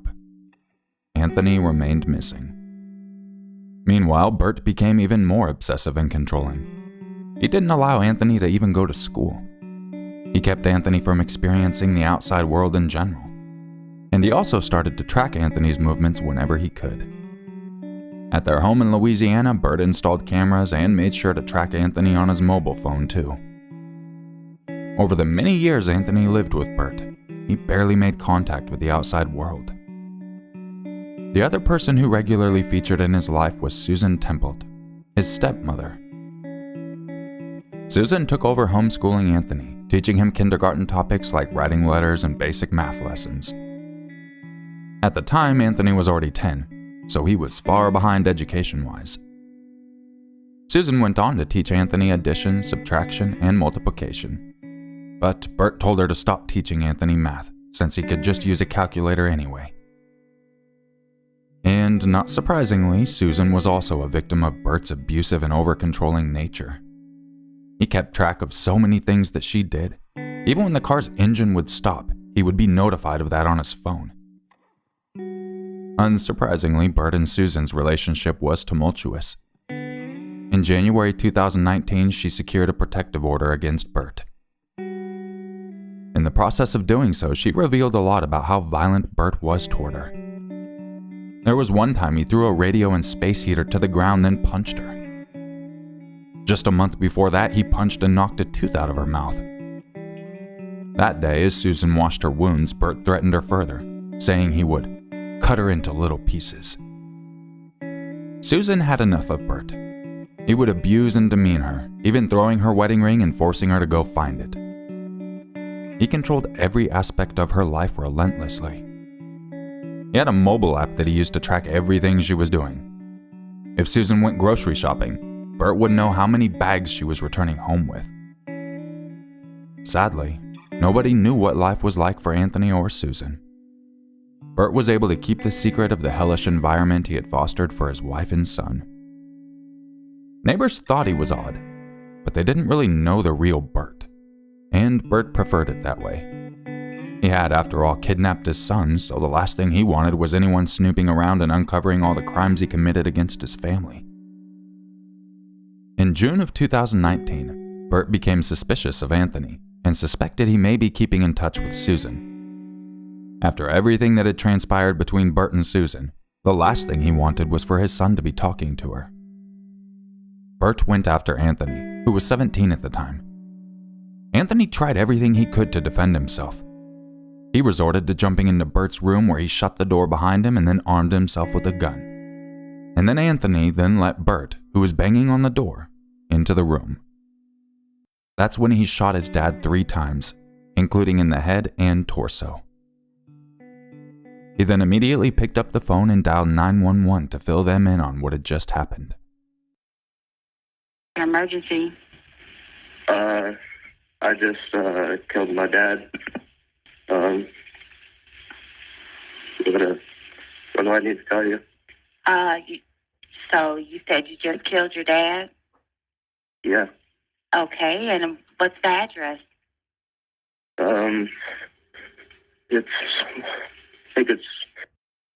Is there any way for you to tell him? I can go check if you like. Well, I need to make sure that's the correct address. Is it Green Moss? Green? Grey? It's gray. Gray? Yeah, gray as in like, you know. Okay. You know the color? Mm-hmm. Gray Moss and... Gray Moss Avenue. Hello? Yes. Mm-hmm. So that's the correct number, 17... Yes. Okay. And your phone number is 225... Okay, and is he still alive, or? He might be, I don't know. I think I shot him like 3 times, I think. You shot him 3 I'm not times? sure how many times I hit him. I know there's blood on the floor, so I know he's at least been shot once. Okay. I shot 3 times at him. He's on the ground. Okay, you shot him 3 times with a gun? Yes. Okay. 100%. Okay. Or at least I tried to. He tried to attack me. We got into a fist fight, and I ran in his room and locked the door and grabbed the gun. And I unlocked the door, and he tried to... And then I shot him. Okay, and around what age is your father? 50-something. Okay, 50. Yeah, remember? Okay. Yes. And are you there right now, or have you left? No, I'm still here. Okay. You still at your dad's house? Yes. Okay. All right, and what's your name? Anthony Joseph Tomplin. P-E-M-G-L-E-T. P-U-M-P? T-E-M, like a temple, okay, but add a T at the end. Okay.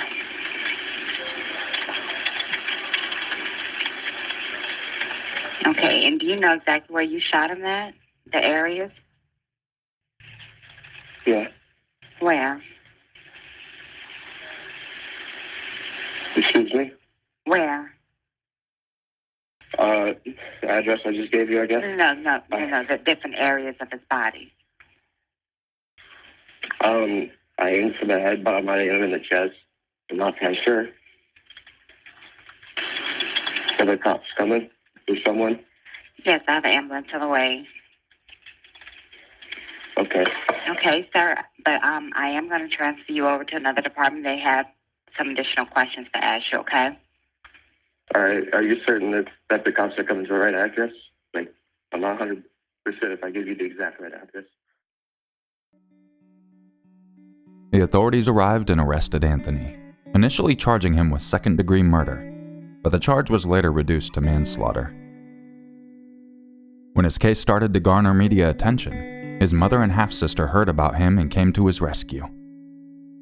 Natasha told the news station they didn't know where Anthony was until he got arrested.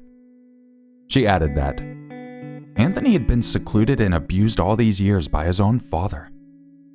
My brave brother had to defend himself for the last time against that evil man. As the case against Anthony wore on, a detective on the case expressed concern that Anthony didn't have any injury or bruises on him despite claiming that he had entered a fistfight with Bert. At the same time, many people were wondering how someone as violent as Bert could be roaming around free with no legal repercussions.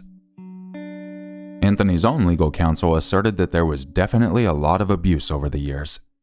And in March of 2021, Anthony cut a deal by pleading no contest to negligent homicide. Anthony received 5 years of supervised probation with credit for the time he had already served following his arrest. Additionally, he was ordered to obtain his high school diploma, undergo counseling, and get a full-time job or enroll in school full-time. Essentially, if Anthony fulfills these conditions as laid out by the court, his record will be expunged. In the end, Anthony's lawyer felt the system had come through for Anthony, who had been given a second chance at life without his violent and oppressive father looming over him.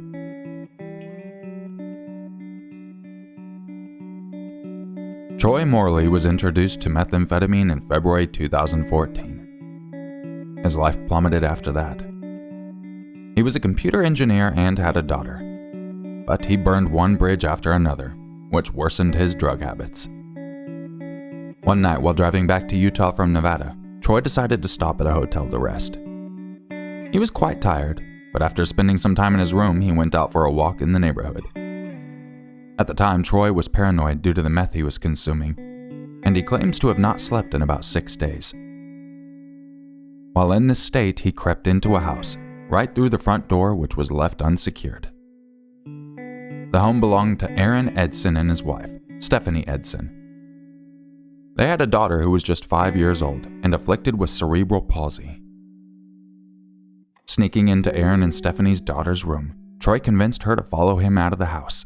The experience was obviously terrifying to the young girl. Thankfully, the noise they made as they left the home woke her parents up. Aaron followed Troy outside. He was calm as he approached him and asked him to let his daughter go. Troy seemed to be walking her to a desolate area by the fields. After a brief exchange of words, Troy did let the daughter go, then started blabbering about the FBI, people wanting to shoot him, and church before going on his way. Meanwhile, Stephanie called 911. What's the address of your emergency? And your name? Stephanie. Okay, Stephanie, tell me exactly what happened. There was a man in my home, and he took my 5-year-old daughter, and I happened to wake up, and he had my daughter outside, and my husband ran out there and got him from her. Okay. But he took my 5-year-old daughter. All right. So, but you do have your daughter back now. Yeah, he went and grabbed her, but he's out there somewhere, and my husband went and grabbed him, but he came in my home. My daughter's like in the basement, and took my daughter out of the basement. Okay. All right. Was the man white, black, or Hispanic? Aaron, what color was he? He's white, and he's down the road. All right. How old did he look to be? I don't know. I didn't see him. My husband did. Aaron, I need you to go find him. No, tell your husband to stay there. We're going to get the officers out. I need to know what he looks like so the officers can find him. Can you ask your husband for me how old he looked to be? How old, Aaron? 40 to 50. Okay, and bald. He was bald? All right, yes, and what color shirt was he wearing? What color of clothes, Aaron? Shorts and a t-shirt. All right, and where is he at now? Down the street, in which direction? Yeah, he went, we live in a cul-de-sac, and he went south in our cul-de-sac. All right, I'll get that information out to the officers. Oh, please right hurry. Now. Okay, and how long ago did this happen? This just happened. I ran outside. My husband was still carrying her in the house, and I grabbed my phone. Were weapons involved or mentioned? No, but he was saying something that he's messed up, and someone's going to hurt him or something. But he took my daughter from my house. Okay, I understand. That's, and we're going to get police out there as soon as possible. So how did he leave? Lainey, did he take you from your bedroom? How did the man come in and take you? He was walking. He didn't have a car that I could see. Okay. Do you know where he's going?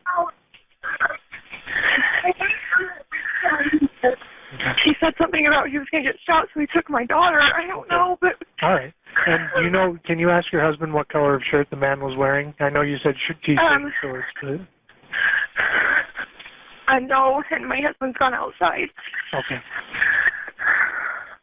I don't know how he got in here. We must have fallen asleep with the door unlocked, but for him to come in here and have gotten to my children, they're in the basement. Are you or anyone else in immediate danger?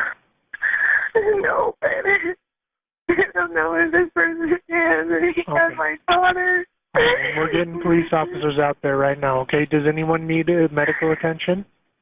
No, I don't think so. He looks like he's still dressed and everything. Oh, my God. All right. All right, do not disturb anything at the scene. I guess you're not in contact with your husband, so did he go to try to find the person?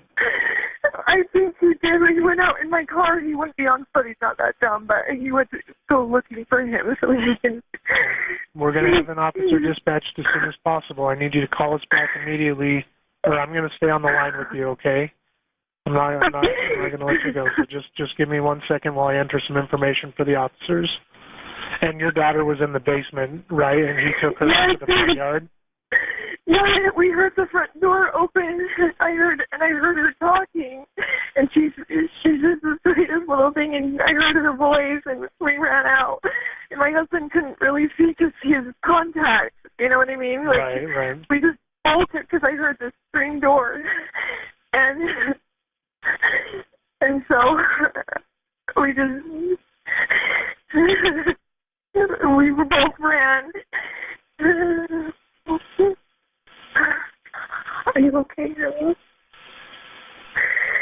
All right, can you tell me what color, make, and model your vehicle is? Yeah, it's a Ford Escape, brown. What color is it? Brown? Yeah, it's like a light brownish tan. And what is he, white, black, or Hispanic? I didn't see him at all. My husband said he's white. No, not your husband. Because I don't want the officers to stop your husband. Yeah. Oh, you know what? And that's, my husband is also, he's bald with a beard, a short shaved beard. He has on Chicago Bears pajama pants and a zip-up hoodie. All right, this wasn't someone that you guys knew at all, right? No. Okay. All right, well, you just let me know if you see your husband or if you see the man, all right? And we have officers getting there as fast as they can. It looks like I see my car coming back down the road. Okay. Yeah, my husband is turning into my driveway now. I see police officer cars. Okay, thank you. They're here. The officers are there? I'll let you go. Yeah. Okay, bye. Okay, bye. The authorities charged Troy with child kidnapping, burglary, criminal trespassing, and interference with an arresting officer. But during his trial, Troy agreed to a plea deal, pleading guilty to 1 count of child kidnapping, while all the other charges were dropped. Stephanie was adamant that Troy should serve many years in prison for what he had done to their daughter, who referred to Troy as the scary thing. Troy himself had nothing but remorse for his actions. He apologized for what he did and stated that he also had a little girl, so he understood how much of a threat he must have been. He spoke about how he had a good job and a good life, and then gave all that up when he started taking meth. He reiterated, as his lawyers did, that he acted that way purely because of the drugs he was on. His lawyer added that Troy would have never harmed Aaron and Stephanie's young daughter in any sense. Not surprisingly, Aaron and Stephanie's daughter was so traumatized by the kidnapping that her parents had to get rid of any clothing that Troy touched, and Aaron had to be extra careful each time he entered his daughter's room to wake her up, since that frightened her too. The family even replaced furniture that brought back terrifying memories for their daughter, but seeing how difficult it was to cope despite their efforts, they decided to move. As far as Troy is concerned, after serving 6 years in prison, he'll be assessed by a parole board, who will determine if he would spend more time in prison. He was also added to the sex offender registry. I did do some more research trying to see if he did make parole. The last article I can see is from 2019, and it's the mother and everyone else trying to say, just keep him in jail, please. But I can't find out if he was ever approved. I hope not, but he should be on the sex offender registry list if so hopefully people have a warning. And he was sentenced to 6 years to life.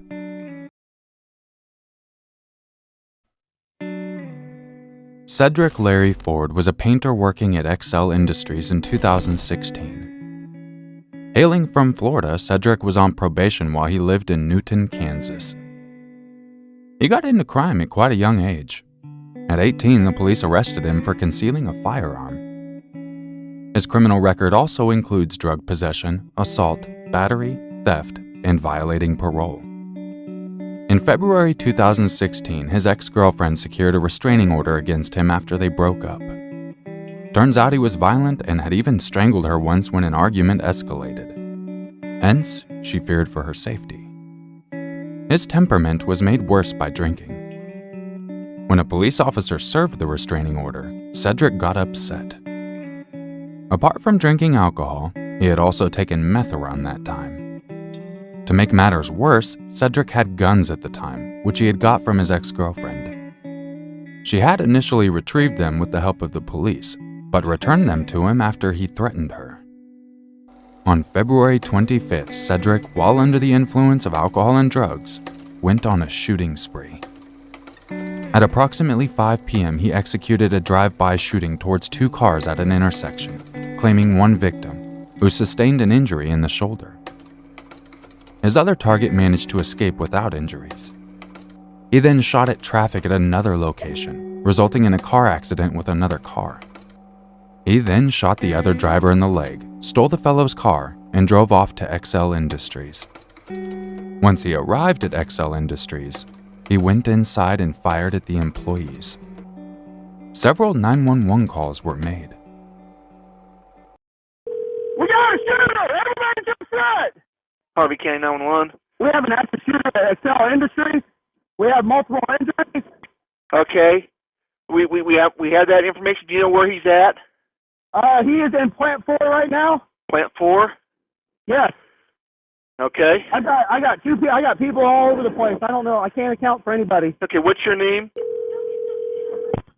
Harvey County 911. Yeah, we've got an emergency up here at Excel. We have shots fired. Where at in Excel? We're in the front office right now. They're out there somewhere on the floor shooting.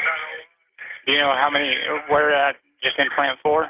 Plant 1, up here in Plant 1 that we know of, up here by the front offices.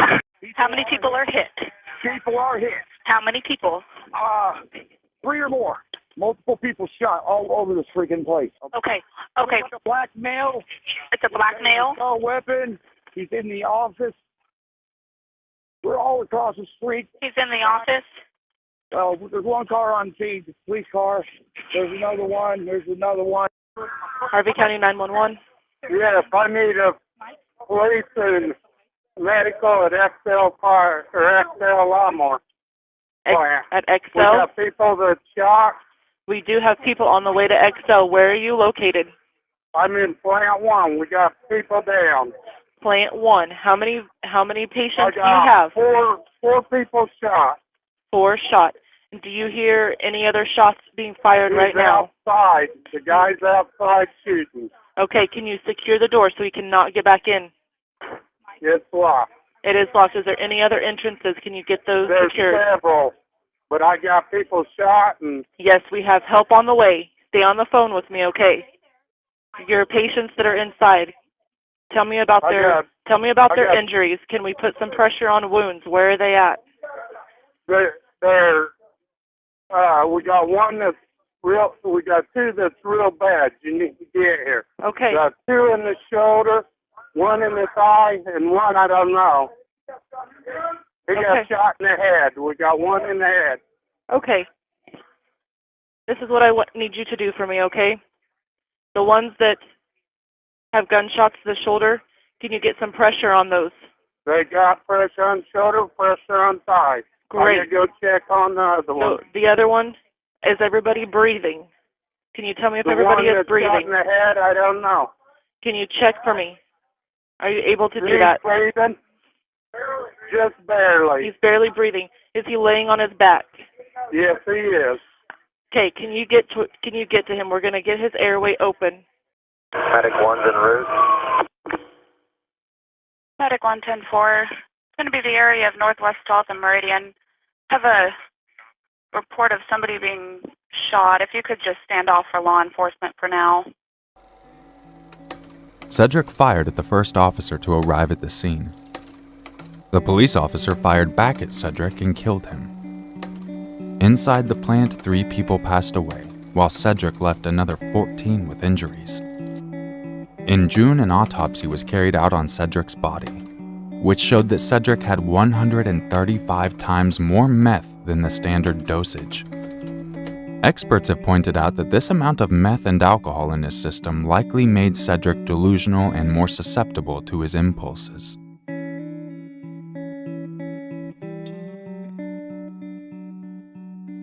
Michael King was a divorced plumber. When he was younger, he had a sledding accident that resulted in a brain injury. On January 17, 2008, he parked his car outside the home of a woman named Denise Amber Lee at around 2 in the afternoon. He then broke into her home, tied her up, and kidnapped her. Denise's husband came home from work and could tell something was wrong. He immediately called 911 to inform them that his wife had been abducted. Meanwhile, Michael drove Denise to his house where he took advantage of her. After that, he went over to his cousin's house where he asked for a flashlight, a gas can, and a shovel. He said he needed to recover a lawnmower that was stuck in a ditch. Michael's cousin saw Denise, who tried to escape and was forced back into the car by Michael. When his cousin asked Michael what was going on, Michael simply told him not to worry about it. Michael's cousin, however, told his daughter what he had witnessed, and his daughter called the police. About 15 minutes later, Denise called the police herself. She had gotten her hands on Michael's phone while he was talking to his cousin. Hello?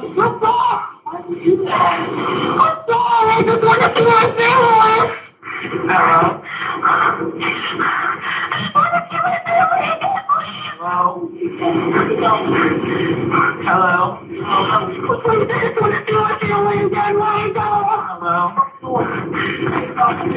Hello? Let me go. Please let me go. I want to see my family again. Okay. Hello? I'm sorry. Please let me go. Hello? I'm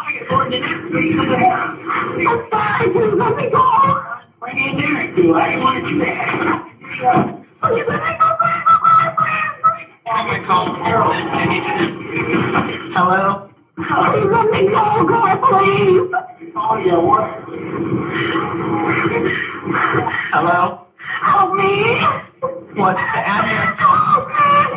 What's the address that you're at?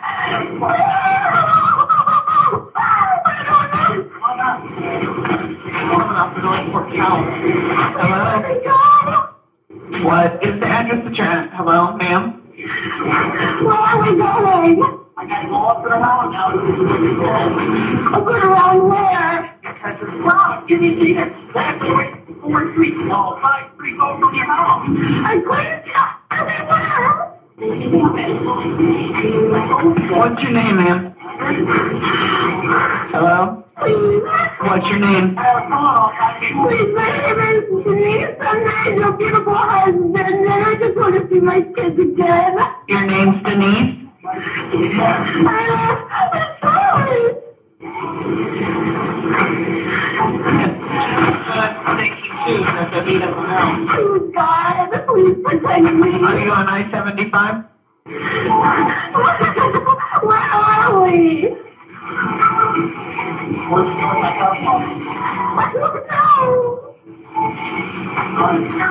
Please. Please. Where are you at? Can you tell if you're on I-75? I don't know where your phone is. I'm sorry.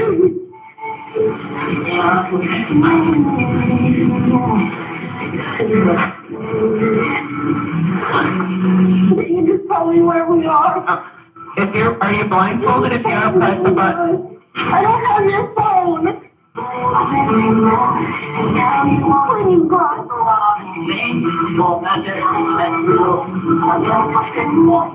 don't have it. Sorry.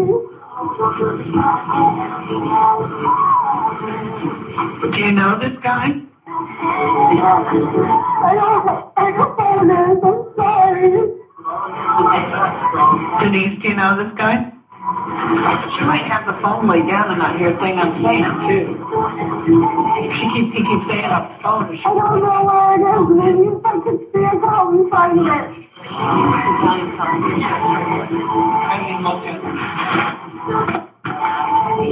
No, sir. Denise?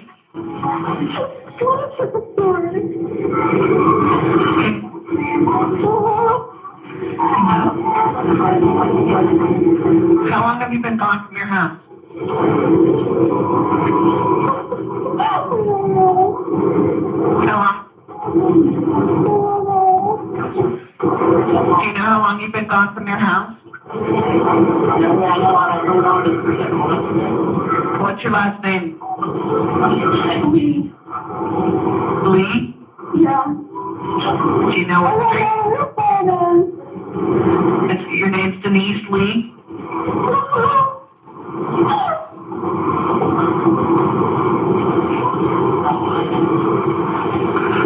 Can you tell at all what street you're on? No. Do you know this guy that's with you? No. You don't know him from anywhere? No. What's your address? What's your home address, do you know? I don't know. Please just take me to my house. Please just take me home. I'm okay, please. Can you see, or do you have a blindfold on? I can't see. Where are we?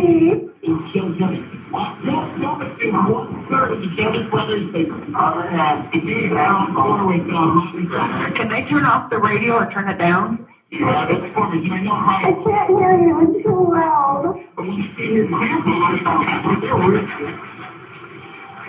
Where are we? Are you gonna hurt me? Are you gonna let me out now? Oh, please.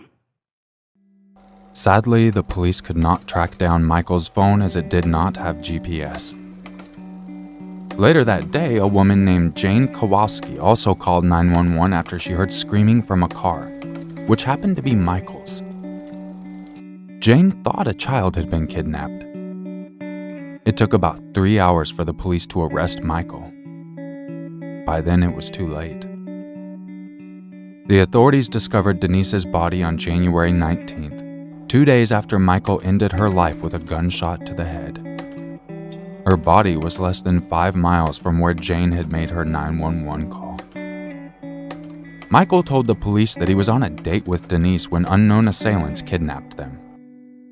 The police knew Michael was lying, but they asked him more about the kidnapping, hoping he would reveal more about his crime in the process. Once he was taken to trial, the evidence against Michael was overwhelming. Apart from the evidence recovered from his home during a police raid, Denise had also ripped out some of her hair and planted her wedding ring in Michael's car. Last but not least, her 911 call was used as evidence, and it caused quite an emotional stir. The trial culminated in Michael King being sentenced to death.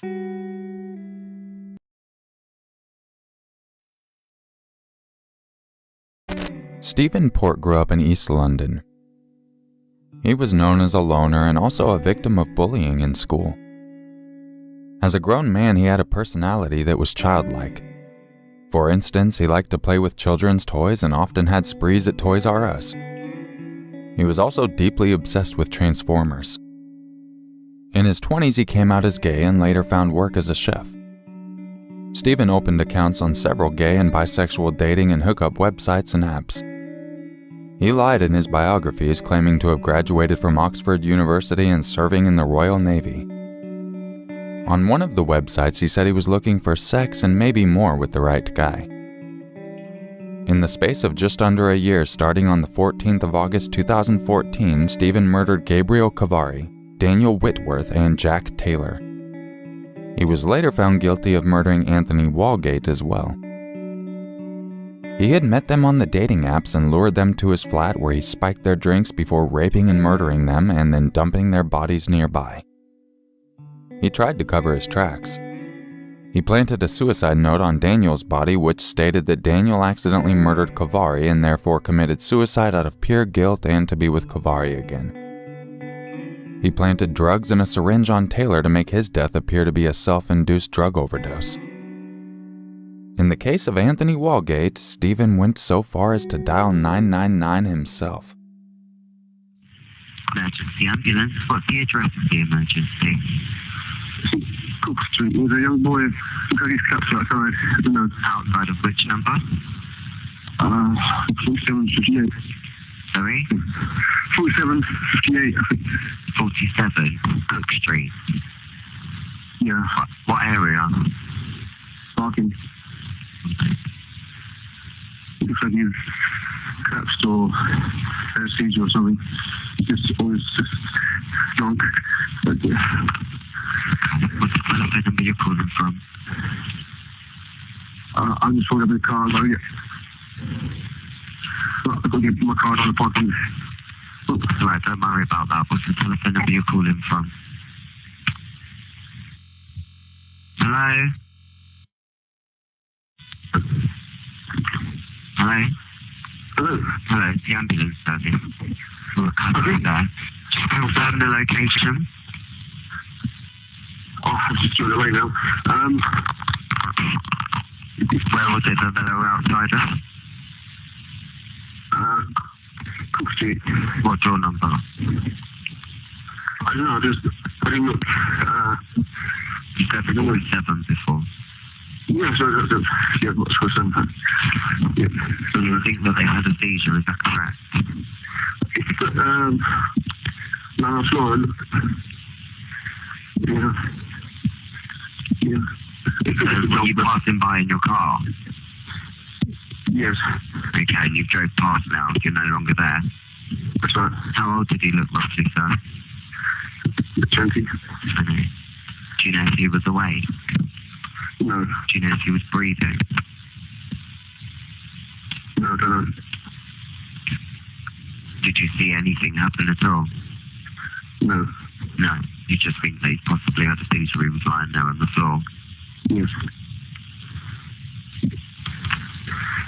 Okay, well, we've arranged some help. We'll get someone there as soon as possible. If you do get any further information about his condition, please call back immediately on 999.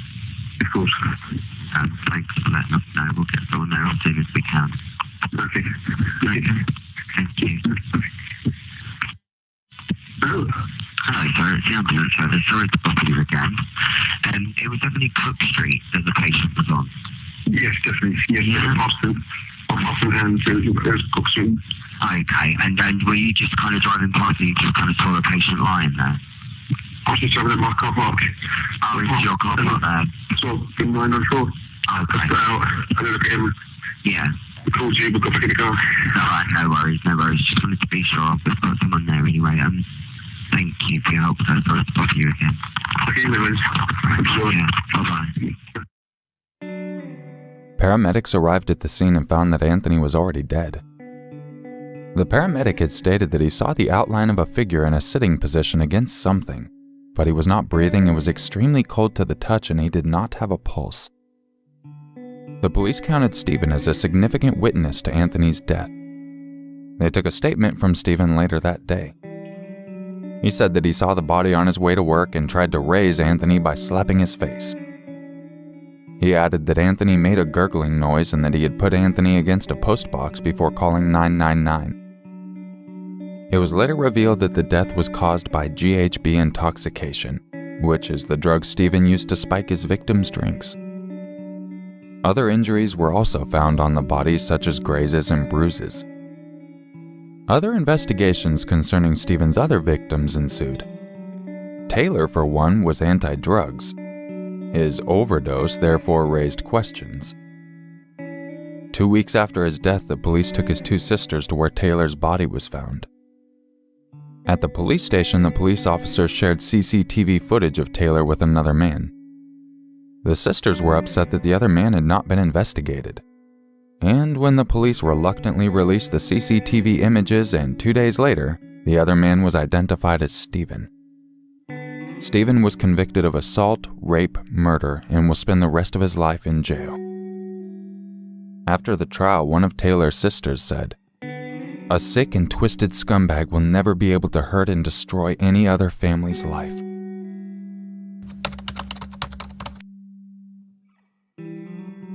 William Bryan Stillwell and Mona Stillwell were experiencing marital problems due to domestic issues.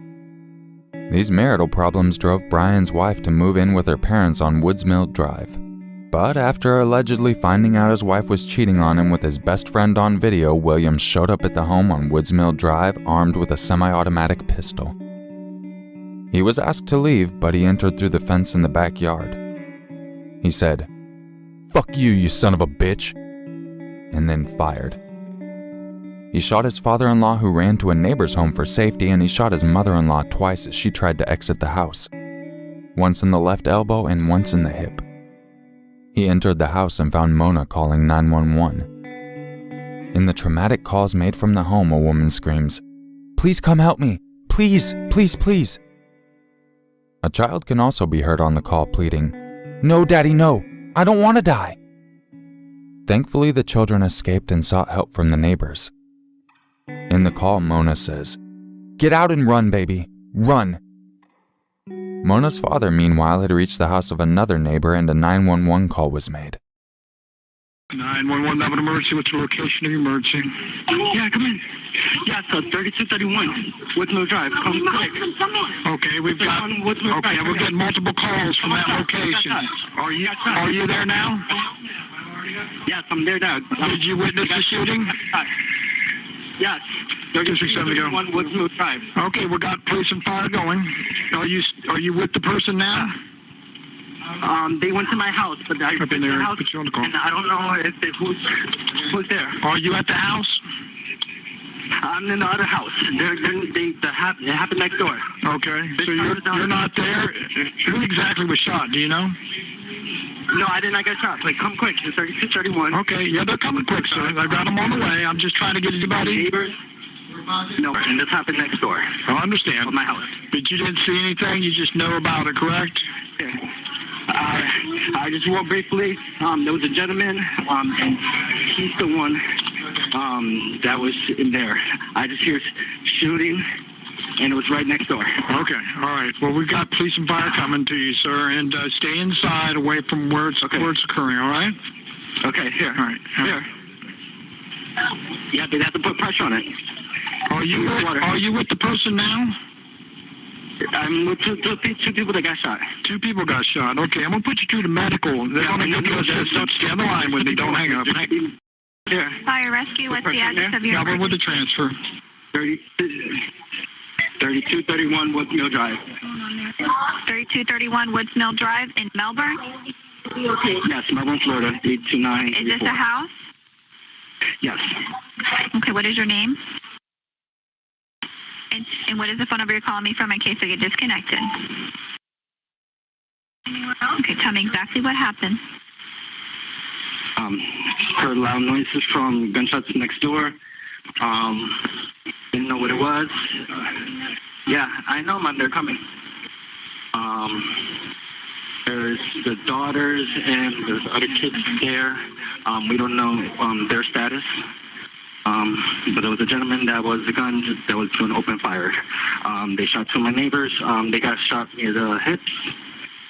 They're in the house here, but I don't know about the rest of the people.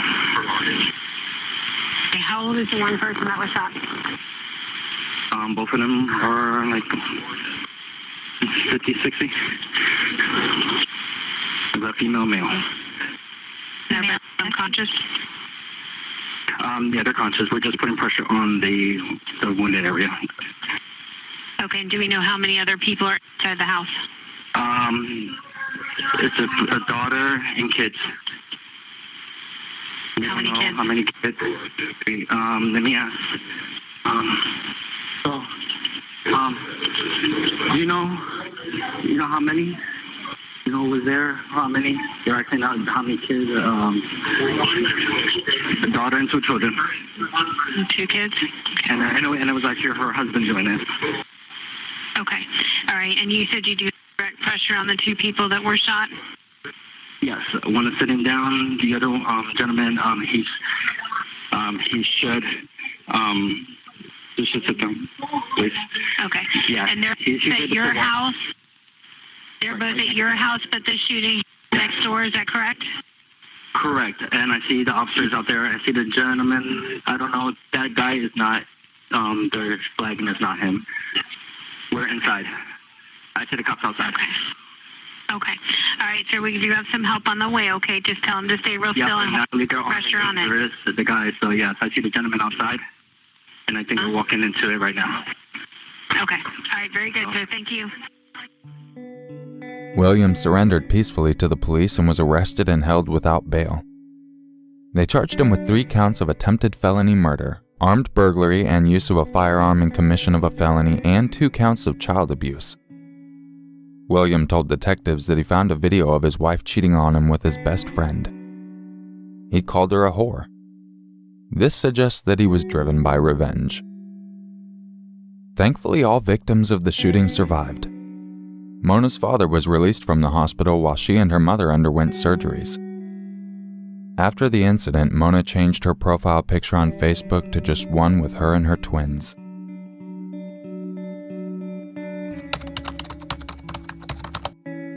Brent McFarland and Catherine Kate Gill were a happily engaged couple. One night after drinking, they came home together and got into bed. Later that night, Kate went to the kitchen for a snack. When Brent woke up to find Kate wasn't in bed, he went to the kitchen and found her choking. There was a marshmallow with a big bite out of it on the floor. He proceeded to give her the Heimlich as he dialed 911. 911 recorded line. What is your emergency? Police, fire, or medical? Medical, please. What do you need? You need the police? No, I need ambulance. My girlfriend's choking. Your girlfriend shot you? No, she's choking to death. Okay, what's the address? 52 Chapel Road. What is she choking on? No idea. She's falling at the mouth. She what? Oh, at the mouth. Open up, Kate. Open up, Kate. Kate. Do you know the Heimlich? What is your name? Yes, I'm trying to get her mouth to mouth. She won't respond. What's the phone number? She breathing at all? No, she's not breathing. She's got choking. Behind, please. All right, the ambulance is on its way. Kate. How old is she? She's 39 years old. Kate. She won't open her mouth. She won't open her mouth? She's seizing. She's seizing? She's not breathing. Okay, she's not breathing. Okay. All right, what was she choking on? I can't hear you because you're on a speakerphone. She's peeing her pants now. Okay. What was she choking on? I don't know. Okay, you need to calm down, okay? The ambulance is on its way. Okay. Okay? Where is she, in the bathroom? Kid. No, she's on the kitchen floor. She's on the kitchen floor? Yeah. Okay. Does she take any medications or anything? I have no idea. Yep. Okay. Okay. I have no idea. Kate, don't do this to me, Kate. Kate, can you breathe? Is she breathing? I can't tell. You can't tell? Her tongue is swollen. Her tongue is swollen?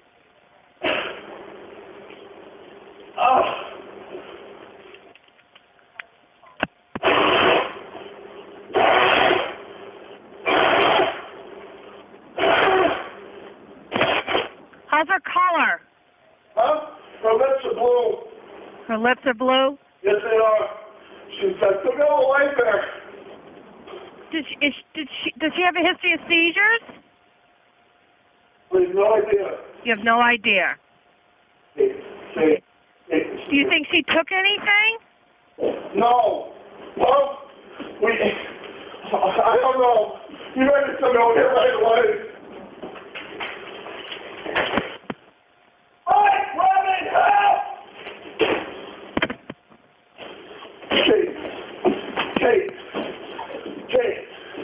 Kate, baby, Kate.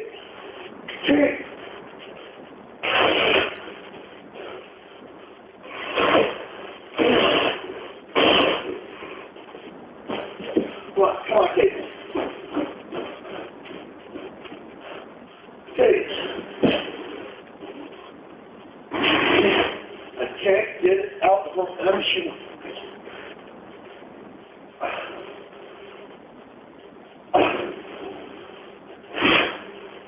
Kate. Brent. Yes. Does she respond to you at all? I think she's barely alive. She what? She's barely alive. Okay, the ambulance is on its way. Well, but you know where I'm at. Kate, don't. Can you come, please? Kate.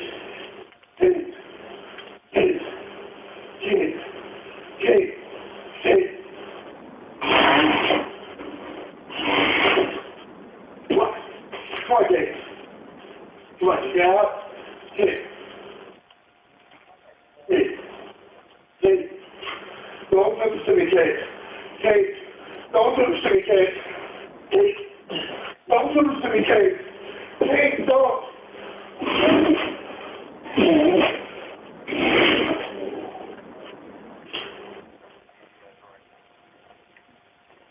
Come on. I'll go away. I'll go away. I'll go away. I'll go away. All away. Brent. What? Is that her making that noise? That's her. She's not trying to breathe into her. She what? I can't hear you. I'm trying to give her CPR, but she's not responding. You trying to give her CPR? She's barely... She said she was choking on something. She's choking on something. I'm trying to clear her throat. And she's barely breathing here. Kate. He's doing CPR, Bill. Kate, don't go, Kate. Don't. No, Kate, no. Kate.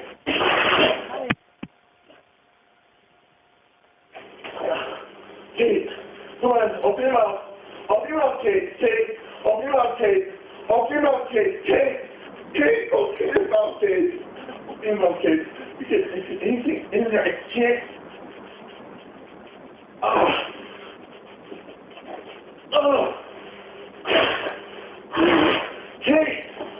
Kate. Come on, it's hurting. Get me help, please. She takes her pants. Kate, I'm right here, baby. I'm right here, baby. Don't go. Don't leave me now. Don't. Kate.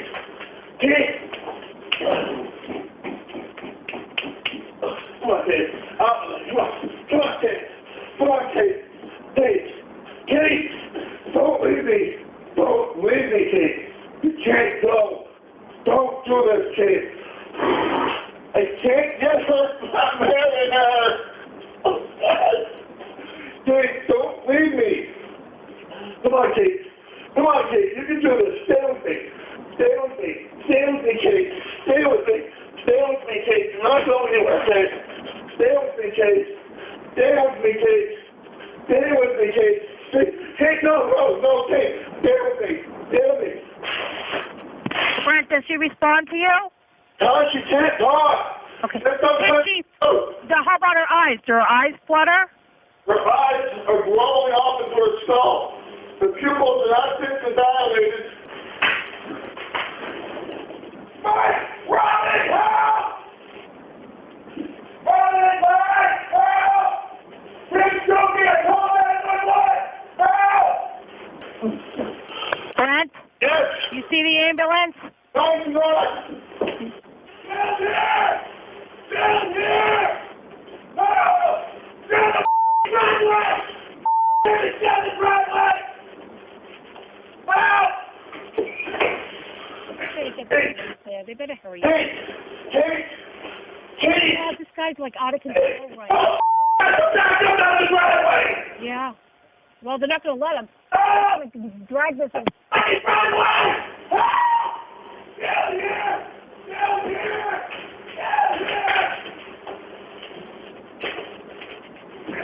Kate! Come here, Kate! Come here, Kate! Kate! Don't go, Kate! Don't go, Kate! Kate! Don't go, Kate! Kate! I'm right here! Help! Down here! Down the driveway! Come back up! Come back here! Drive down the driveway! Back up! Damn it! Hurry up and get! Up the Kate, they're here! Kate!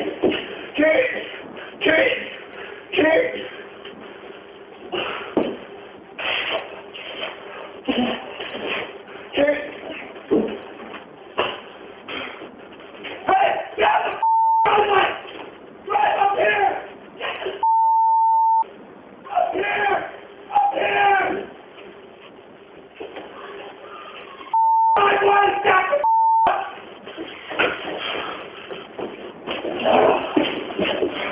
Kate!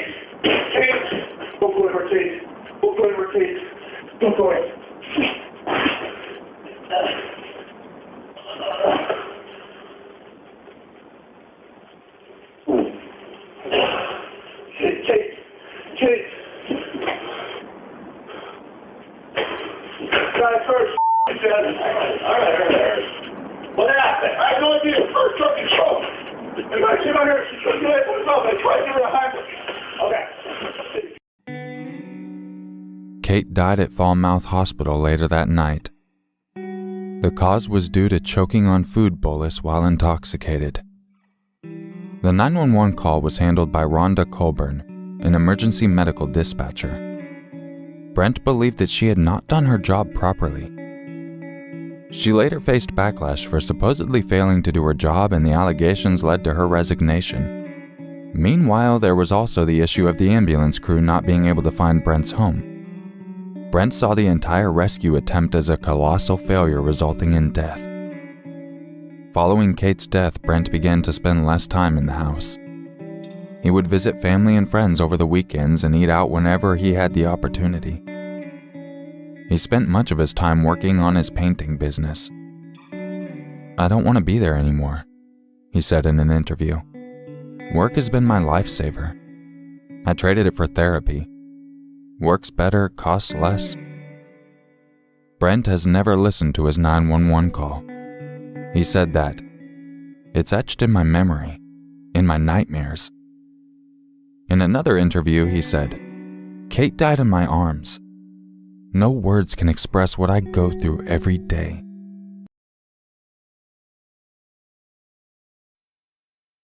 She was known as the Woman Without a Face, and she was one of the most brutal female serial killers to ever terrorize Europe. The German police would later dub this strange woman the Phantom of Heilbronn, because with over 40 committed crimes spanning over 2 decades, they believed she had to be a real-life phantom to evade capture for so long. Her first known murder was committed on the 25th of May in 1993, as her DNA was found on a cup after the ghastly murder of a 62-year-old woman in Eder, Oberstein, Germany. It wasn't long after this before she committed her next murder, that of a 61-year-old man. He was killed on the 21st of March 2001 in Freiburg, Germany. The Phantom of Heilbronn didn't only specialize in murder. She was an established thief too, because on the 24th of October 2001, her DNA was found on a leftover cookie in a trailer that had been forcefully opened during the night in Budenheim, Germany. Numerous attempts were made to trace her, as her DNA was found once again on a syringe containing heroin in October. But at the end of it all, the police force still came up with nothing. This strange woman had escaped unscathed once again, proving to everyone that she truly was the best of the best. Her DNA was found on a toy pistol after the robbery of some Vietnamese gemstone traders in Arbois, France. Tensions were rising now as the entire police force wondered how she managed to slip out of Germany undetected to continue her crime spree in France. A year would go by after this robbery before she would be heard from again, as on the 6th of May 2005 her DNA was found on a projectile after a strange fight that occurred between 2 brothers in Worms, Germany. During this time, any detective who took her case bore a confused look on their face, as the Phantom of Heilbronn didn't operate by pattern. It seemed like she just traversed the continent of Europe committing crimes anytime she felt like it. Things just got worse from there as the Phantom would continue on this trend, making her potentially untraceable. On the 3rd of October 2006, a year after her last crime, detectives would find her DNA once again on a stone that was used to smash a window during a burglary in Saarbrücken, Germany. I butchered that like crazy. And just a couple of months later, traces of her DNA was also found again, at an optometrist store that was burglarized in March 2007 in Upper Australia. The Phantom's gruesome murders and burglaries throughout the previous years had reached an all-time high now. But one of the most heinous crimes she committed, a crime that proved to be the breaking point for the German authorities, was the murder of a police officer on the 25th of April 2007 in Heilbronn, Germany. All efforts were redoubled to capture her. But at the end of it, nothing came out of their investigations as she managed to escape undetected once again. And it was after this murder that she was finally given the nickname, the Phantom of Heilbronn. At the time, the Phantom had committed an alarming spree of crimes during the years between 2003 and 2007. She was implicated in over 20 burglaries, in addition to the thefts of motorbikes and cars that were spread across 3 states in Germany. In addition to these, 2 states in Australia. She would continue this crime spree early into the next year, as on the 30th of January 2008, her DNA was found in a vehicle that was used to transport the bodies of 3 Georgians that were brutally killed in Germany. Just like in the previous years, the Phantom would go on to commit numerous burglaries in the year 2008. And it wasn't until the month of October that she was connected to another murder, as her DNA was found once again in the car of a nurse who was found dead in Germany. This murder would prove to be the Phantom's last. A special task force was formed to capture her, and by any means possible. In January 2009, a hefty reward of 300,000 euros was offered for clues to the whereabouts of the Phantom. The Phantom had terrorized the country of Germany for far too long, and they were willing to find her by any means necessary. Now, to anyone who's been listening to the details of this case, I'm sure you're wondering why the police haven't found the Phantom yet, as they already have numerous samples of her DNA. But the answer is, things weren't that simple due to numerous factors. For starters, DNA science now isn't what it used to be years ago. Plus, the Phantom's crime pattern, in addition to the geographical disparities of the crime scenes, made it much harder to pinpoint her exact location. Even her alleged accomplices in the crimes she committed made things harder for the police, as not only did they all come from different backgrounds, with the lineup including Romanians, Slovaks, Serbs, Iraqis, and Albanians, but each and every one of them also vehemently denied her existence. Things got even worse from there, as some witnesses who claimed they had seen her described her as a man, and she had never been captured or caught on any security cameras since she started committing her crimes. Things were really looking bleak for the German police force at the time, but they weren't going to give up. And while they continued to carry out their relentless witch hunt in hopes of finding the Phantom of Heilbronn, a forensic analyst was uncovering a fact concerning the case that would shock the entire continent of Europe. The Phantom of Heilbronn met her end in March 2009. Detectives had found her DNA once again on the body of a male burn victim. It was a strange murder that raised numerous suspicions, and in an effort to identify the corpse, the Phantom's DNA was detected once again in the strangest place, as her fingerprints were found on the application of a male asylum seeker. This discovery turned everything concerning the case on its head, as the forensic analysis began speculating a new theory, and it didn't take long before they found their answer. An answer that stated, the Phantom of Heilbronn never existed. To prove this theory, they analyzed the cotton swabs that were normally used for collecting DNA samples on crime scenes. And lo and behold, the Phantom's DNA was found on all of them. They believed the cotton swabs used for the DNA probing were already contaminated in the factory before they were shipped, as it was later revealed that they had all come from the same factory. This factory in question employed numerous Eastern European women who handled the packaging of the cotton swabs. And shockingly enough, the Phantom's DNA belonged to one of the female factory workers that handled the swabs with her hands. Their baffling theory was further proven by the Bavarian police, as they got their swabs from a different factory. This explained why none of the Phantom's DNA was ever found in Bavaria, even though the state was very close to many of the crimes her DNA was found. As you would guess, the revelation was a hard pill to swallow, and some still argued that the swabs were properly sterilized, so the DNA couldn't have come from the factory. But investigations revealed that while the sterilization process killed any potential fungi, virus, and bacteria on them, the swabs were still contaminated with traces of human cells in the form of sweat, skin, particles, saliva, and other bodily secretions. And at the end of it all, it was officially proven that the so-called Phantom of Heilbronn never truly existed. The bizarre case of the Phantom of Heilbronn left the entire continent of Europe baffled, as it truly was the most colossal wild goose chase of the 20th century. Numerous security measures were immediately put in place to minimize the chance of another contamination event in DNA analysis. This was done to make sure things like this never happen again.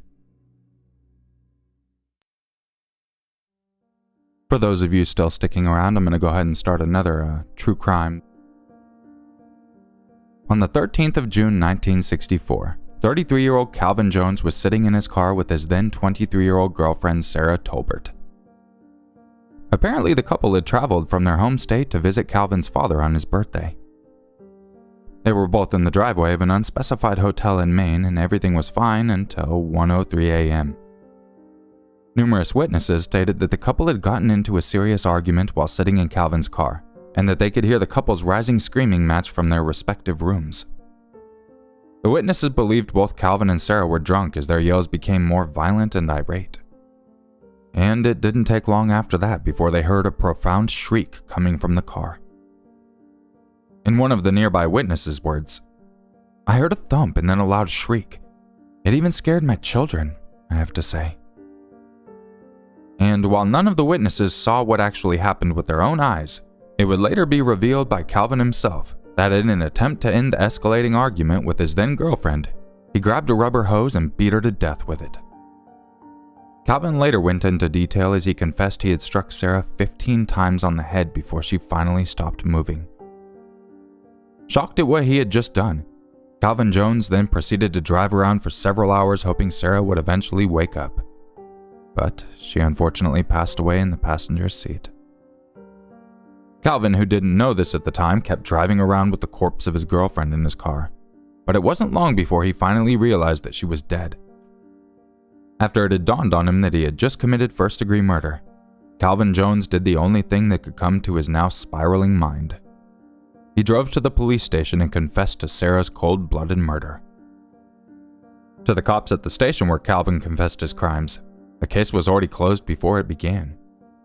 For starters, this murder wasn't Calvin's first offense, as his records showed that he was an ex-con who had already spent time in prison for attempting to poison his wife. All this in addition to his detailed confession and the body of Sarah Tolbert that was found in his car, just as he stated, with severe abrasions to her head. The cops also easily found the bloody hose used to commit the morbid act in the car, with Mr. Jones's prints all over it. The case wasn't even closed yet, and the detectives, the cops, the judge, and the jury, and even Calvin himself all knew he was going to spend the rest of his days in prison. Everything looked bleak for Calvin, and I'm sure he was already accepting his fate. But before his day in court had come, Calvin's already condemned fate took an unforeseen and dramatic turn.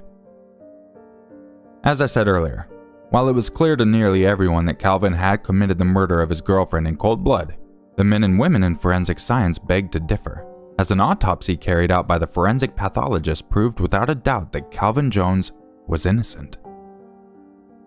The claims came as a shock to everyone who was working on the case. But as the details concerning the autopsy were revealed, they all came to the same conclusion that Mr. Jones was innocent.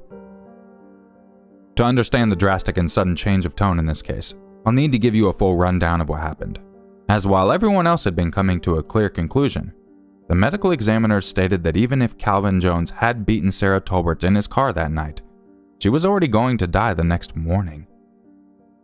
Sarah was already suffering from a blood disease, sickle cell anemia, an important detail that was only discovered after they carried out the medical examination on Miss Tolbert's body. It was further stated that Sarah was already on the verge of dying during that fateful night when Mr. Jones assaulted her, and she had only a few hours left to live before the disease became fatal. To properly prove every claim, the autopsy was further carried out by 2 different medical examiners, and at the end of their thorough examinations, they both came to the conclusion that Miss Sarah Tolbert had died from natural causes, and the beatings she had received from Mr. Calvin Jones didn't play any role in her unfortunate and untimely death. The surprising news came like words of joy to Calvin, as in light of new details, his charges were bumped down to one of assault and battery. On the day of his trial, the presiding judge, after going through the new evidence, eventually agreed to accept Mr. Calvin's guilty plea to assault and battery. The judge termed the case rare and unusual, as everyone who had heard of the case was still incredibly confused as to the outcome of the trial. But in the judge's own words, "Were it not for the medical reports, this man would have been facing a murder trial today." Once again, I really do appreciate you dropping in to check out this video. And I do got to give a quick shout out to the sponsor, Scentbird. Make sure to click the link in the description and use the code SCARYSTORIES to get 55% off your first order. I hope you're all ready for the new year and you have some good New Year's resolutions that you might be able to stick to. I really don't know what I'm going to do for the new year. I know I've been working a lot lately, so there's that. But regardless, stay safe and stay healthy. And I really do appreciate you. And I will catch you in the next video. And just remember, it's always scarier if it's true. Bad bye.